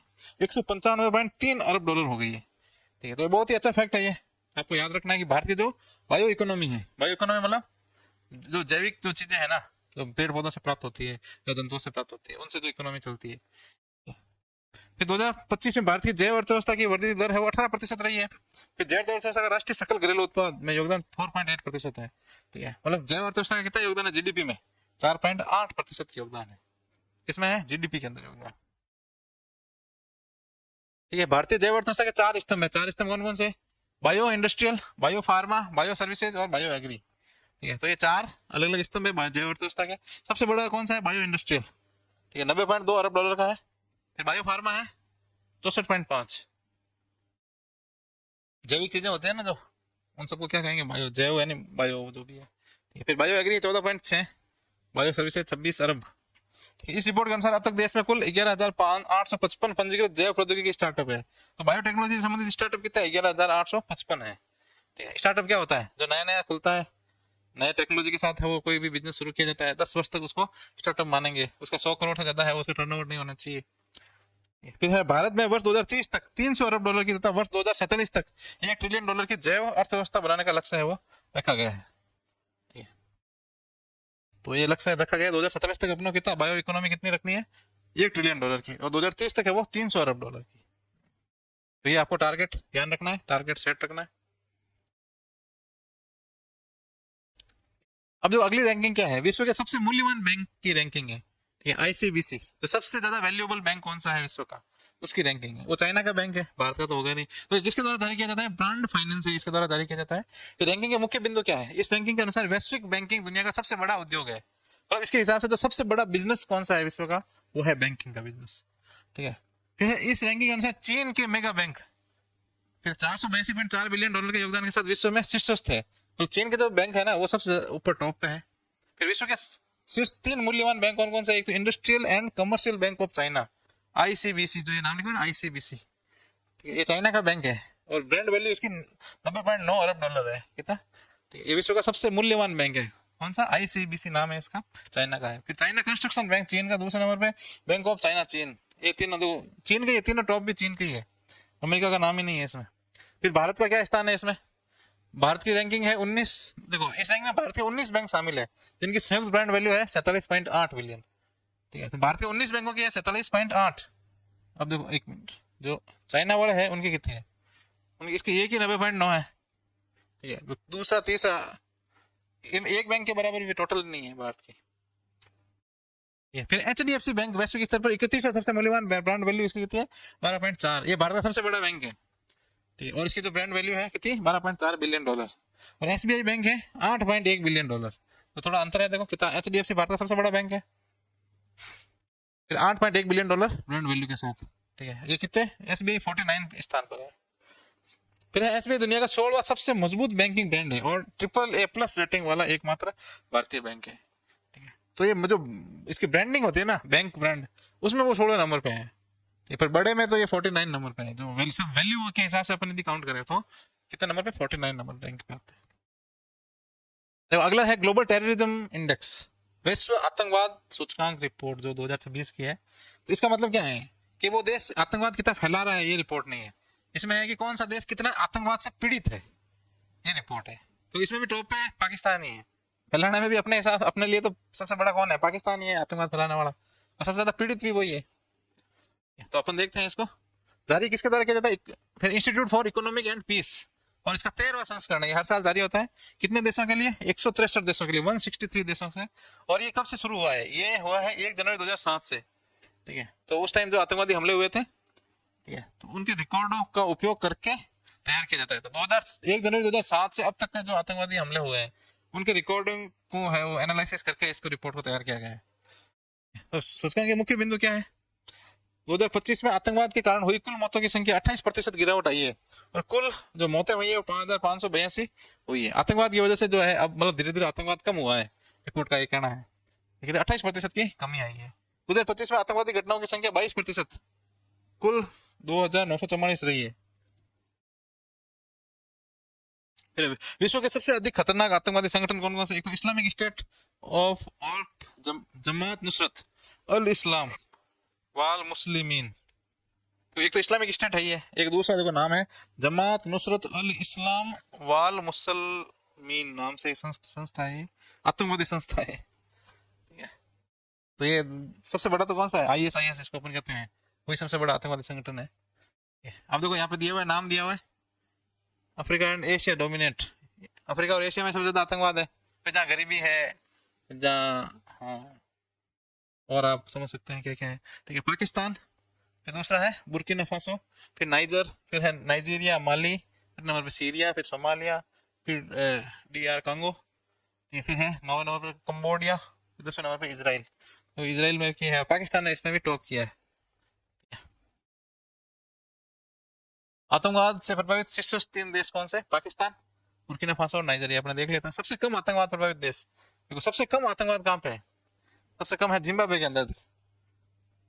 जिम्बाब्वे के अंदर इसलिए नहीं है क्योंकि वहां पे कुछ लोग पहुंचे नहीं जिनको आतंकवाद फैलाना था, ISIS के लोग नहीं पहुंचे यहाँ पे। थोड़ा सा क्या नीचे साउथ में, थोड़ा दक्षिण अफ्रीका की तरफ रह जाता है ना। इस सूचकांक में भारत, फिर इस सूचकांक में भारत है वो 6.428 के स्कोर के साथ 13वें स्थान पे है।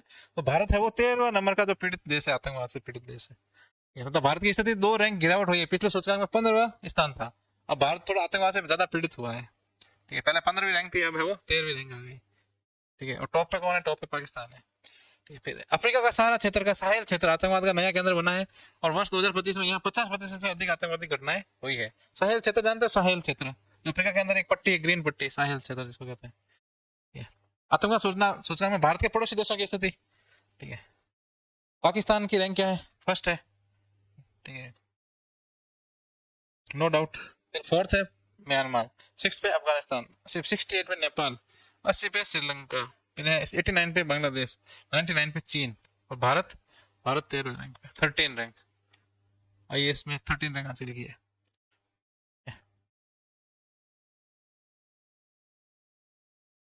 पाकिस्तान में है वो देखो पहली बार सूचकांक में शीर्ष स्थान पर रहा है कि आतंकवादी घटनाओं और मौतों में भारी वृद्धि दर्ज की गई है। ठीक है, तो पाकिस्तान का जो पश्तूनिस्तान प्रांत है ना, वहाँ पे एक जो आतंकवादी संगठन है तालिबान का ही जो एक पार्ट है। ठीक है, तो उसके द्वारा वो लगातार है वो आतंकवादी घटनाओं को अंजाम दिया जाता है। वो कुछ सेपरेटिस्ट टाइप के हैं कि वो अलग क्षेत्र चाहते हैं, एक पश्तूनिस्तान चाहते हैं पाकिस्तान से अलग, और पाकिस्तान ये होने नहीं देना चाह रहा। अब देखो विश्व के सर्वश्रेष्ठ स्थान 2026 एक रिपोर्ट जारी की गई है, किसने, टाइम मैगजीन ने जारी की है। किसने जारी की, टाइम मैगजीन ने। टाइम मैगजीन इस सूची में भारत की 3 प्रमुख संपत्तियों को उनके अद्वितीय अनुभव, वस्तुकला और टिकाऊ पर्यटन के लिए स्थान दिया गया। ये संपत्तियां कौन सी है, एक मध्य प्रदेश का है the Oberoi Rajgarh palace resort. ठीक है, तो इनको टॉप रैंक मिला है किसके, टाइम मैगजीन के द्वारा। दूसरा है मारो खेत, जोधपुर में है, राजस्थान के अंदर। तीसरा है शक्ति हिमालय प्राण लॉज, कुमाऊं, उत्तराखंड के अंदर। ठीक है, तो इनको टॉप 3 रैंक मिली है। पहला देखते हैं, the Oberoi Rajgarh palace resort है, मध्य प्रदेश के अंदर है।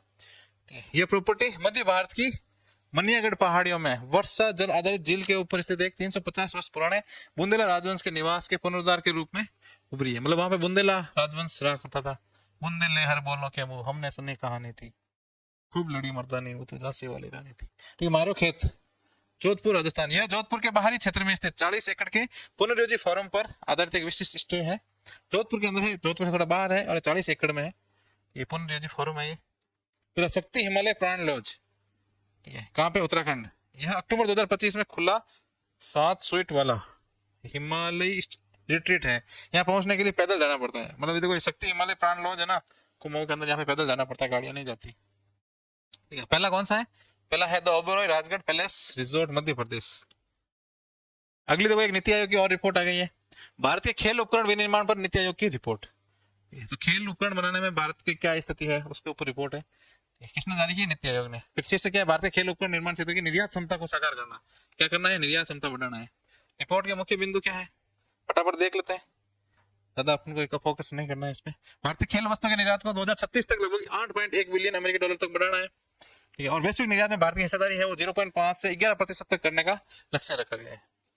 तो ये 2036 तक 8.1 बिलियन अमेरिकी डॉलर तक बढ़ाना है निर्यात।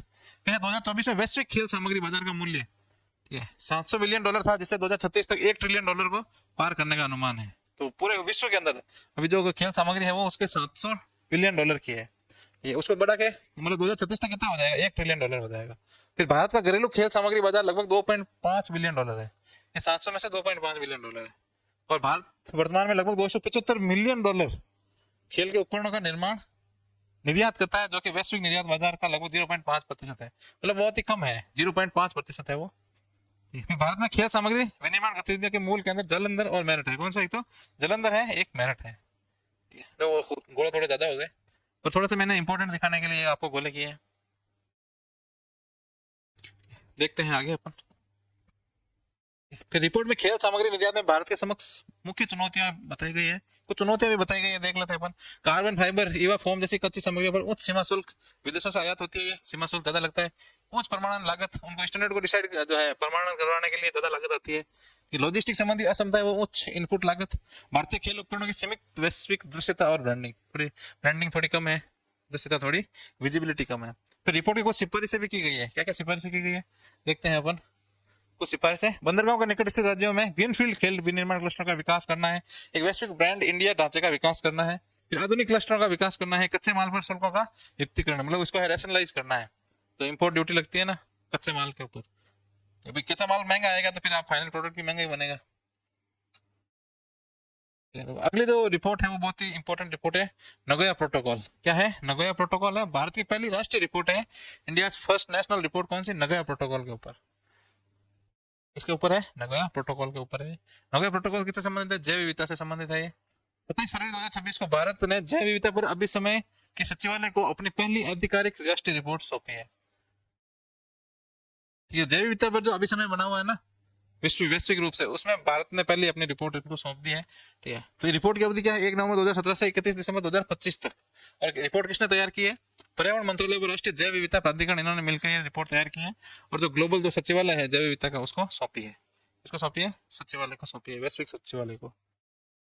फिर इस रिपोर्ट के मुख्य निष्कर्ष क्या है, इस रिपोर्ट के अनुसार भारत में जैव विविधता के संरक्षण हेतु 3 स्तरों पर प्रबंधन किया जा रहा है। अपन 3 लेवल पे है, वो बायोडाइवर्सिटी है, उसको यहाँ पे उसको मैनेज कर रहे हैं, प्रबंधन कर रहे हैं। तो राष्ट्रीय स्तर पर क्या है, राष्ट्रीय जैव विविधता प्राधिकरण, राज्य स्तर पर राज्य जैव विविधता बोर्ड, स्थानीय स्तर पर क्या है, जैव विविधता प्रबंधन समिति। इस रिपोर्ट के अनुसार चयनित अवधि में कुल 12,830 पहुंच और लाभ साझाकरण अनुमोदन जारी किए गए हैं। Access and benefit sharing, access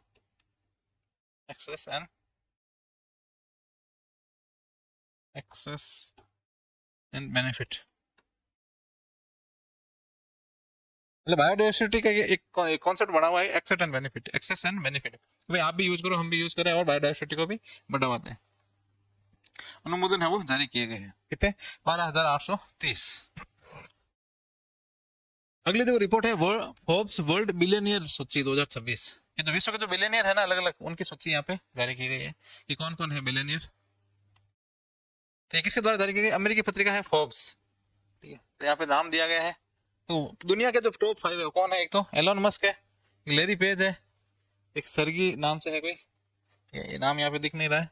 फिर तो ये तो इंडिया वर्ल्ड के हैं। फिर भारत के टॉप कौन है, मुकेश अंबानी, गौतम अडानी, सावित्री जिंदल, लक्ष्मीपति मित्तल, शिव नाडार। ठीक है, तो ये कुछ लोग हैं वो जो भारत के बिलियनियर है। ठीक है, फिर इसके मुख्य बिंदु अपन देख लेते हैं। ये सोचिए 1 मार्च 2026 को स्टॉक मूल्य और विनिमय दरों पर आधारित है। ठीक है, कि भाई उनके पास जो संपत्ति है वो उनकी डॉलर के अंदर वैल्यू कितनी है, उनकी स्टॉक की वैल्यू कितनी है। फिर सूची के अनुसार विश्व में अरबपतियों का संख्या कितनी हो गई है, 3,478 है, तथा इनकी कुल संपत्ति 20.1 ट्रिलियन डॉलर है। ठीक है, सूची में 989 अरबपतियों के साथ अमेरिका पहले स्थान पर, 610 अरबपतियों के साथ चीन दूसरे स्थान पर, 229 अरबपतियों के साथ भारत तीसरे स्थान पर है। तो भारत के अंदर कितने अरबपति है, 229 अरबपति है भारत के अंदर। ठीक है, कितने, 229। उनमें से देखो ज्यादातर तो बिजनेसमैन है, फिर कुछ बॉलीवुड के जो स्टार्स वगैरह है वो है। भारत तीसरे स्थान पर है। ये दूसरे स्थान पर कौन से, चीन का है ना, 610। फिर विश्व के शीर्ष 3 अरबपति कौन से, एक तो एलन मस्क अमेरिका, ठीक है, इसके कितने हैं, 839 बिलियन डॉलर। फिर लैरी पेज है वो अमेरिका का है। फिर सर्जी ब्रिन वो भी अमेरिका का है। ठीक है, टॉप 3 है वो कहाँ के, अमेरिका के ही है। फिर भारत, भारत में सबसे अमीर व्यक्ति मुकेश अंबानी, 21वीं रैंक है ग्लोबल रैंक। दूसरे नंबर पर अडानी है वो 31वें रैंक पे, 21 और 31। फिर इस में भारत की सबसे अमीर महिला है सावित्री जिंदल, वैश्विक रैंक 51। देखो तीनों का 21, 31, 51। पता नहीं जैसे कोई वो दे रहे हो ना, प्रसाद दे रहे हो, दक्षिणा दे रहे हो जैसे गुरु जी को, 21, 31, 51। अगला जो देखो रिपोर्ट है वो विश्व वायु गुणवत्ता report, world air quality index report है 2026। तो ये मतलब ऐसी रिपोर्ट है जिसमें सबसे घटिया एयर की क्वालिटी कौन से देश में है वो बताया गया है। तो सबसे घटिया क्वालिटी देखो यहाँ पे बताया गया पाकिस्तान की। ठीक है, पाकिस्तान की सबसे घटिया क्वालिटी की हवा है, और फिर हवा इधर से भारत की तरफ आती है वो। फिर AQI कितना है, 159। फिर बांग्लादेश सेकंड नंबर, उधर से हवा आती है तो भी वो गंदी आती है, ठीक है, 158। फिर ताजिकिस्तान, फिर चाड, फिर है डेमोक्रेटिक रिपब्लिक, ये कांगो होगा ये। ठीक है, जारी करता कौन है, स्विस एयर क्वालिटी टेक्नोलॉजी है, उनके द्वारा जारी किया जाता है। और ये रिपोर्ट है 2025 की PM 2.5 आंकड़ों के आधारित, पार्टिकुलेट मैटर 2.5, तो छोटे छोटे पार्टिकल्स होते हैं ना 2.5 माइक्रोन के होते हैं। तो सबसे ज्यादा प्रदूषित अपन देख चुके हैं, पाकिस्तान, बांग्लादेश, ताजिकिस्तान। इस रिपोर्ट के अनुसार लोनी एक उत्तर प्रदेश के अंदर सिटी है, तो विश्व का सबसे प्रदूषित शहर है। ठीक है, 112.5 माइक्रोग्राम पर मीटर क्यूब। न्यूयॉर्क डील, दक्षिण अफ्रीका, विश्व का सबसे स्वच्छ शहर है। तो दक्षिण अफ्रीका के अंदर जो शहर है वो सबसे स्वच्छ शहर है, वहां की हवा सबसे अच्छी है। भारत का जो लोनी है उत्तर प्रदेश का, वो सबसे प्रदूषित शहर है विश्व वायु गुणवत्ता रिपोर्ट के अनुसार। फिर भारत, भारत दुनिया का छठा सबसे प्रदूषित देश है, जिसकी औसत PM 2.5 सांद्रता है वो 48.9 माइक्रोग्राम पर मीटर क्यूब है। ठीक है, तो भारत का रैंक क्या है, पाकिस्तान का तो फर्स्ट है, भारत का 6 है। ये भारत के सर्वाधिक प्रदूषित शहर लोनी उत्तर प्रदेश, फिर बनीहाट मेघालय के अंदर है, और फिर तीसरा दिल्ली। दुनिया के 10 सबसे प्रदूषित शहरों में 5 शहर भारत के, 4 शहर पाकिस्तान के। देखो भाई बहुत बड़ी अचीवमेंट है ये। टॉप 10 जो है ना शहर, उनमें से 9 तो भारत और पाकिस्तान के ही है, एक कोई दूसरा पता नहीं कैसे रैंक लग गई दूसरे की। फिर भारत की राजधानी दिल्ली लगातार विश्व की सबसे प्रदूषित राजधानी बनी हुई है। इसका तो है कितना है, 99.6 माइक्रोग्राम पर मीटर क्यूब है यहाँ पे एयर क्वालिटी इंडेक्स रहा है। वैसे से WHO के अनुसार PM 2.5 का सुरक्षित स्तर है 5 माइक्रोग्राम पर मीटर क्यूब। ठीक है, और होना क्या, देखो है ना, होना कितना चाहिए, 5 है, कितना 100 के आसपास है, 20 गुना ज्यादा खराब है हवा यहाँ की, दिल्ली की हवा। फिर आप अपने आपको दिल्ली का मानते हो, जो दिल्ली में रहते हैं लोग बड़े गर्व से कहते हैं हम दिल्ली में रह रहे हैं, आप 20 गुना ज्यादा पोल्यूशन ले रहे हो, बोले आप बचपन से दिल्ली में रह रहे हो। ठीक है, फिर फोर्ब्स विश्व युवा अरबपति सूची। अब देखो वर्ल्ड बिलियनियर्स लिस्ट है रिचेस्ट 2025, उनमें से जो यूथ, जो युवा लोग हैं, उनकी एक लिस्ट जारी की गई, जो युवा बिलियनियर है, जो 30 साल से कम की उम्र के हैं, वो कौन कौन है। ये अमेरिकी पत्रिका फोर्ब्स के द्वारा जारी किया जाता है। फोर्ब्स का काम यही है, वो बिलियनियर ढूंढते रहते हैं, पैसा वाला कौन है ज्यादा, उधर ही फायदा है। फिर सूची के प्रमुख बिंदु, इस सूची में कम से कम $1 बिलियन की कुल संपत्ति वाले 30 वर्ष से कम आयु के 35 युवाओं को शामिल किया गया है, जिनकी डॉलर कम, मतलब संपत्ति कम से कम 1 बिलियन है। ठीक है, फिर विश्व के शीर्ष युवा अरबपति कौन सा है, एक तो है एमिली वोग्ट ट्रेजेस, ब्राजील की है। फिर है जोहान्स वॉन बामबेच, जर्मनी का है। थर्ड है लिविया वोटगेसिस, ब्राजील। तो ये नाम याद रहने है नहीं, तो ये आप एक याद रख लो, ब्राजील का है एमिली वोग्ट ट्रेजेस। अब फिर है इस सूची में भारत के 22 वर्षीय सूर्या मिद्दा, दुनिया के सबसे कम उम्र के सेल्फ मेड अरबपति बन गए हैं। सूची में उनकी रैंक है वो 6 है, 6 नंबर पे। ये सूर्या मिद्दा नाम का है, 22 वर्ष का है ये। ठीक है, तो इनके पास पैसा पता नहीं कहां से आ गया, ये सेल्फ मेड अरबपति बन गए हैं।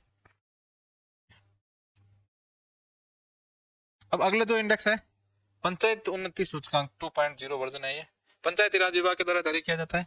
तो जो अलग अलग देश के अंदर जो पंचायतें हैं उनको अलग अलग कैटेगरी में बांटा गया है, ठीक है, और वो उनकी प्रोग्रेस कैसी रही है उसके हिसाब से उनको इंडेक्सिंग किया गया है। तो कब 24 अप्रैल 2026, 24 अप्रैल को क्या होता है, पंचायती राज दिवस मनाया जाता है, तो उसी दिन ये इंडेक्स है वो जारी किया है। किसके द्वारा, पंचायती राज मंत्रालय ने पंचायती राज दिवस पर वित्तीय वर्ष 2023-24 के लिए, देखो ये जो पंचायत उन्नति सूचकांक है 2023-24 के लिए है, ठीक है, तो इसके जो 2.0 रिपोर्ट है वो जारी की है। ये सूचकांक साक्ष्य आधारित योजना प्रदर्शन निगरानी व पंचायती राज संस्थाओं को प्रोत्साहन देने के लिए एक सशक्त उपकरण के रूप में कार्य करता है। ये है PAI, पंचायत उन्नति इंडेक्स जो है, advancement index, panchayat advancement index कहा जाता है या पंचायत विकास सूचकांक भी कहता है, वित्त वर्ष 2023-24 के लिए है। फिर इसके मुख्य बिंदु क्या है, ये सूचकांक देश के 2.5 लाख से अधिक ग्राम पंचायतों से प्रत्येक का मूल्यांकन कर 150 संकेतक और 230 डेटा बिंदुओं के आधार पर कार्य करता है, जो सतत विकास लक्ष्य के अंतर्गत क्रमशः निम्न 6 विषयों को कवर करते हैं। तो SDG जो गोल्स है ना, उसके जो यहाँ पे कितने विषय लिए गए हैं, यहाँ पे 9 विषय लिए गए हैं। उन 9 विषय में कौन सी पंचायत है वो कितना प्रोग्रेस कर रही है उसके हिसाब से ये इंडेक्स बनाया गया है। अब 9 कौन कौन से, पहला गरीबी, दूसरा स्वास्थ्य, तीसरा बाल कल्याण, चौथा जल, पांचवा पर्यावरण, छठा अवसंरचना, सातवां सामाजिक न्याय, आठवां सुशासन और 9वां है कितना, महिला सशक्तिकरण। जो 9 टारगेट्स है यहाँ पे, 9 सब्जेक्ट्स है वो लिए गए, 9 थीम ली गई है, ठीक है, तो उनके हिसाब से यहाँ पे पंचायत एडवांसमेंट इंडेक्स जारी किया गया 2.0। ग्राम पंचायत को उनके समग्र पंचायत उन्नति सूचकांक PAI स्कोर के आधार पे 5 प्रदर्शन श्रेणियों में वर्गीकृत किया गया है, ठीक है। इस रिपोर्ट के अनुसार देश में कोई भी पंचायत है वो A+ जो अचीवर है श्रेणी में शामिल नहीं हुई है। ये तो स्टेटमेंट में एक क्वेश्चन पूछा जाएगा, ये देखो तो कि जो अभी PAI जो जारी हुआ है 2.0, उसमें कोई भी पंचायत है वो अचीवर श्रेणी में हासिल नहीं हुई है। अचीवर मतलब A+ की जो श्रेणी है उसमें शामिल नहीं हो पाई है। फिर पंचायत उन्नति सूचकांक 2.0 के आंकड़े और रैंकिंग अपन देखते हैं। तो निम्न श्रेणियों में पंचायतों की संख्या, श्रेणी ए में है 3635, ठीक है, बहुत कम है। फिर श्रेणी बी में 11 कितने हुए, 1,18,824। फिर श्रेणी सी में 1,23,719। फिर श्रेणी डी में यह है 13,689, ठीक है। तो सबसे ज्यादा किसमें, श्रेणी सी के अंदर है, सबसे कम श्रेणी ए में है। फिर सबसे सर्वाधिक ए श्रेणी की पंचायत वाला राज्य कौन सा, त्रिपुरा, जहाँ पे ए श्रेणी के राज्य सबसे ज्यादा है। तो विषय 1 और 2 यहाँ पे दिए गए। गरीबी जो विषय 1 है गरीबी, विषय 2 है स्वास्थ्य, ठीक है। विषय 1 जो गरीबी है उसमें 3313 पंचायतों को A+ ग्रेड प्राप्त हुआ है, ठीक है, मतलब ओवरऑल A+ ग्रेड किसी को प्राप्त नहीं हुआ है, पर जो गरीबी वाला जो सब्जेक्ट है ना उसमें 3313 पंचायतों को A+ प्राप्त हुआ। और हेल्थ के मामले में 1015 पंचायतों को A+ ग्रेड है वो प्राप्त हुआ है। और ए श्रेणी की सबसे ज्यादा पंचायतें वाला राज्य कौन सा, त्रिपुरा है। इस सूचकांक में 36 में से 33 राज्यों और केंद्र शासित प्रदेशों ने भाग लिया। भाग नहीं लेने वाले पश्चिम बंगाल, दिल्ली व पौंडीचेरी, नहीं चंडीगढ़, सॉरी है ना, पश्चिम बंगाल, दिल्ली व चंडीगढ़ है, इन्होंने भाग नहीं लिया क्योंकि वहां पे थोड़ी सरकार अलग थी। अब नीति आयोग ने 2 और जो रिसर्च एंड डेवलपमेंट से संबंधित 2 और रिपोर्ट जारी की है, वो अपन देखते हैं। 9 अप्रैल 2026 को नीति आयोग ने अनुसंधान एवं विकास के संदर्भ में निम्न 2 रिपोर्ट जारी की। एक तो पहली रिपोर्ट है भारत के अनुसंधान एवं विकास R&D करने में सुगमता, कि भाई वो इजी कितना है भारत के अंदर रिसर्च करना, डेवलपमेंट करना। फिर भारत में R&D में सुगमता पर सर्वेक्षण, उसके ऊपर एक सर्वेक्षण जारी किया है, उसकी रिपोर्ट की। तो 2 रिपोर्टें नीति आयोग ने जारी की है, तो रिसर्च एंड डेवलपमेंट से संबंधित है, संबंधित रिसर्च एंड डेवलपमेंट से संबंधित। अब इसका मुख्य जो बिंदु क्या है, इस रिपोर्ट में लैब टू मार्केट, निजी व CSR फंडिंग को प्रोत्साहन, एक विश्वास आधारित अनुसंधान वातावरण विकसित करने की सिफारिश पर जोर दिया गया है। एक तो क्या है, लैब टू मार्केट, फिर निजी व CSR फंडिंग को प्रोत्साहन, एक तो निजी फंडिंग और CSR कॉर्पोरेट सोशल रिस्पांसिबिलिटी की फंडिंग करके ज्यादा से ज्यादा है वो रिसर्च एंड डेवलपमेंट को बढ़ावा देना, ताकि नए नए उत्पाद है उनका आविष्कार किया जा सके, नए तरीके हैं वो ढूंढे जा सके, साइंस टेक्नोलॉजी को ज्यादा से ज्यादा बढ़ावा मिल सके।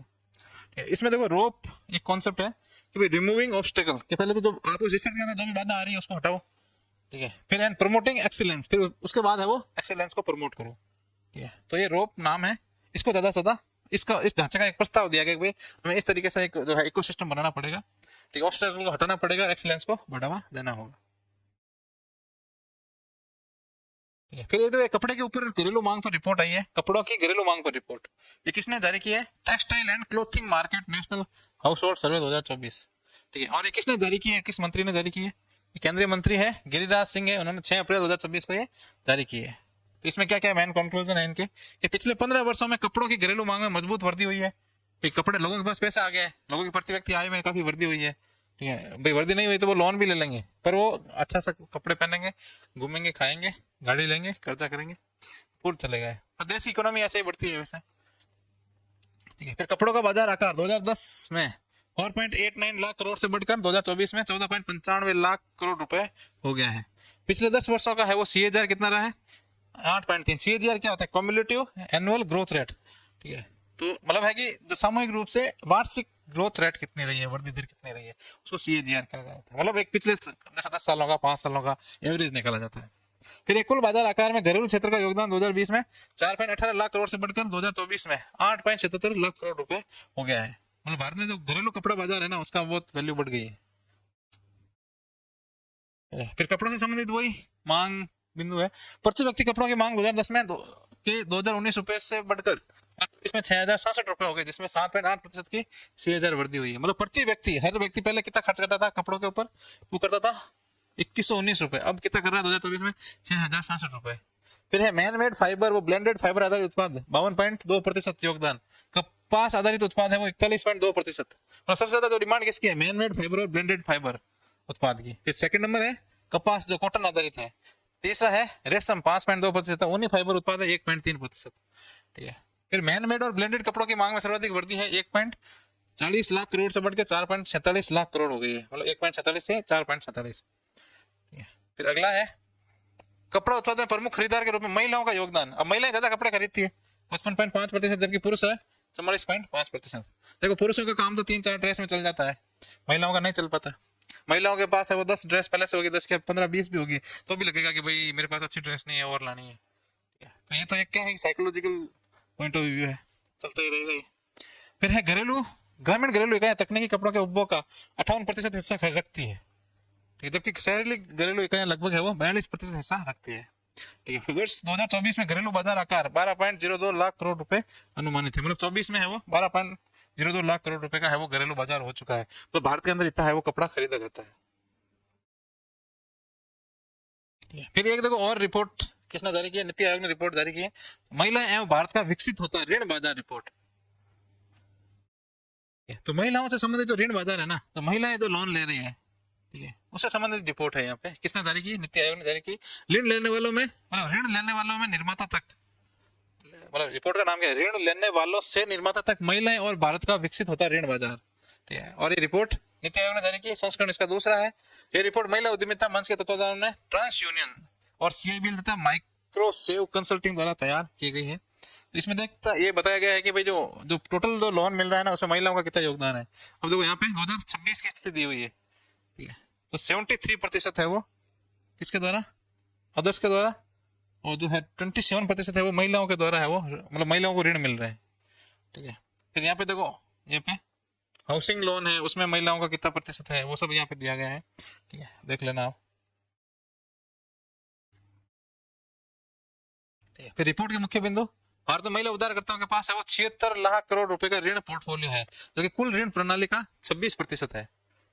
ठीक है, तो महिलाओं के पास है वो कितना पोर्टफोलियो है? 76 लाख करोड़ रुपए का।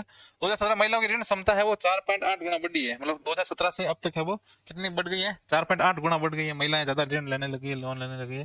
फिर दिसंबर 2017 से दिसंबर 2025 तक ऋण लेने वाली सक्रिय महिला उद्यम उधारकर्ताओं की संख्या 9% की CAGR दर्ज की गई। तो महिलाओं के बीच ऋण की पहुंच है वो 19% से बढ़कर 36% हो गई है। अब महिला है वो जो ऋण है वो 19% से बढ़ के 36% तक महिला है वो ऋण लेने लगी है। तो भारत में लगभग 45 करोड़ ऋण पात्र महिलाओं के साथ ऋण और अधिक विस्तार की संभावनाएं हैं। फिर महिला व्यवसाय उधारकर्ताओं के दिए गए ऋण में 2022 से 2025 के बीच में 31% CAGR दर्ज हुई, जबकि कुल वाणिज्यिक ऋण में यह 17% रही है। फिर महिलाओं के व्यक्तिगत ऋण तथा स्वर्ण ऋण सबसे अधिक मांग बढ़ाने वाले उत्पाद बने हुए हैं। ठीक है, एक तो पर्सनल लोन और गोल्ड लोन। ये रिपोर्ट 16 करोड़ सक्रिय महिलाओं क्रेडिट ब्यूरो के दीर्घकालिक आंकड़ों पर आधारित है। मतलब उनके पास जो आंकड़े आते हैं, जो क्रेडिट कार्ड वगैरह से, जो सबसे ज्यादा लोन कहाँ से लेते हैं? क्रेडिट कार्ड से ही लेते हैं। ऊर्जा सांख्यिकी भारत 2026 है, एनर्जी स्टैटिस्टिक्स इंडिया 2026 कि भारत के अंदर जो एनर्जी की स्थिति क्या है, कि भारत में जो ऊर्जा आ रही है, बिजली है, वो कहाँ से आ रही है? रिन्यूएबल सोर्सेज से आ रही है, फॉसिल फ्यूल से आ रही है, हाइड्रो इलेक्ट्रिक से आ रही है, या फिर न्यूक्लियर पावर से आ रही है। ठीक है, तो MOSPI के अंतर्गत NSO ने एक 33वां ऊर्जा सांख्यिकी भारत 2026 नामक वार्षिक प्रकाशन जारी किया है। ठीक है, कुछ इसके जो प्रमुख विशेषताएं अपन देखते हैं। वित्त वर्ष 2024-25 में भारतीय अर्थव्यवस्था में कुल प्राथमिक ऊर्जा आपूर्ति में 2.95% की वृद्धि दर्ज की गई है। फिर वर्ष 2024-25 में सौर ऊर्जा, ठीक है, 33,43,378 मेगावाट, पवन ऊर्जा 11,63,856 मेगावाट, और जल विद्युत परियोजना है वो 1,33,410 मेगावाट हो गई है। यहाँ पे भी बताया गया है, देखो ये installed power capacity fossil fuel 280 gigawatt, renewable 190, hydro and nuclear 70 gigawatt. और प्राइमरी एनर्जी मिक्स है उसमें देखो ये 52% तो किसका है, कोल एंड लिग्नाइट का है, ठीक है। फिर है gas, oil and natural gas का है 28%, फिर renewable solar and wind hydro electric है वो 18% है, और न्यूक्लियर कितना है 2%। तो ये कुछ बातें यहाँ पे दी हुई है। फिर नवीकरणीय ऊर्जा उत्पादन में सर्वाधिक योगदान राजस्थान 23.36%, महाराष्ट्र और गुजरात है। तो रिन्यूएबल एनर्जी में सबसे ज्यादा शेयर किसका है, राजस्थान का है, आपको पता ही है ये तो। फिर कुल नवीकरणीय ऊर्जा है वो 2,29,346 मेगावाट हो गई है, और CAGR कितना है 10.93। तो यहाँ पे कुछ और फैक्टर देखो दिए हुए हैं। Rapid growth in renewable aiming 500 gigawatt by 2030, भाई 2030 तक अपना है वो 50 गीगा यानी 500 गीगावाट का अपना टारगेट है रिन्यूएबल एनर्जी का, ठीक है। फिर increase focus on grid modernisation and storation, ठीक है। फिर है क्या है, transforming from coal emphasising cleaning alternative, हाँ अपन क्लीन अल्टरनेटिव है उसका फोकस कर रहे हैं। Government increases electric vehicles adaptation, सरकार है वो इलेक्ट्रिकल व्हीकल्स को ज्यादा प्रमोट कर रही है। Promoting green energy production, green hydrogen production है। फिर है India commitment to net zero by 2070, और 2070 तक अब है वो नेट जीरो का टारगेट हमें अचीव करना है। तो ये कुछ है क्या है, ऊर्जा सांख्यिकी भारत 2026 से संबंधित है ये चीजें। फिर प्रति व्यक्ति ऊर्जा उपभोग है वो 2024-25 में 18,096 मेगा जूल प्रति व्यक्ति हो गया है, ठीक है। अब है फिर वित्त वर्ष 2024-25 में पारेषण व वितरण हानि जो लॉसेज होता है ना ट्रांसमिशन के 17% वो हो गया, पहले ज्यादा था। फिर वर्ष 2024-25 में कुल अंतिम ऊर्जा खपत, ठीक है, KTI कितनी हो गई है, 6,08,778 KTI, ठीक है। कोयला ऊर्जा आपूर्ति का प्रमुख स्रोत है। ऊर्जा क्षेत्र में ऋण प्रवाह 10,325 करोड़ रुपए हो गया है, इतना मतलब इतना लोन दिया गया है एनर्जी सेक्टर को। अब अपन अगली जो रैंकिंग देखते हैं, FTO रैंकिंग है, ये किससे संबंधित है, नागर विमानन मंत्रालय से संबंधित है, मतलब ये हवाई जहाज जो होता है ना विमानन क्षेत्र है उससे संबंधित है। 24 अप्रैल 2026 को नागरिक उड्डयन मंत्रालय द्वारा अनुमोदित रैंकिंग है। फिर है अवियाना एविएशन प्राइवेट लिमिटेड, कारवर एविएशन अकादमी और FSTC flying school private limited, इनके द्वारा ये FTO रैंकिंग दी गई है, ठीक है। फिर है QS world university ranking by subject 2026, एक विश्व की जो यूनिवर्सिटीज है अलग अलग उनको रैंकिंग यहाँ पे दी गई है, ठीक है। तो कौन सी है, QS world university ranking, world university ranking है QS, ठीक है। तो कितने, यूके स्थित QS एक है कोई संस्था है यूके में, 1500 से अधिक विश्वविद्यालयों के 21,000 कार्यक्रमों का मूल्यांकन किया है इन्होंने, और उसके हिसाब से रैंकिंग दी है। मापदंड क्या है, शैक्षणिक प्रतिष्ठा, नियुक्ति की प्रतिष्ठा, अनुसंधान उद्धरण और अंतरराष्ट्रीय सहयोग, इनके द्वारा है वो वहाँ पे एनालिसिस किया गया डेटा को। फिर उसमें देखो ICAR की कुछ शामिल संस्थान है भारत के अंदर, ICAR होता है Indian council of agriculture research, ठीक है, उनकी कुछ संस्थाएं इनको रैंकिंग दी गई है।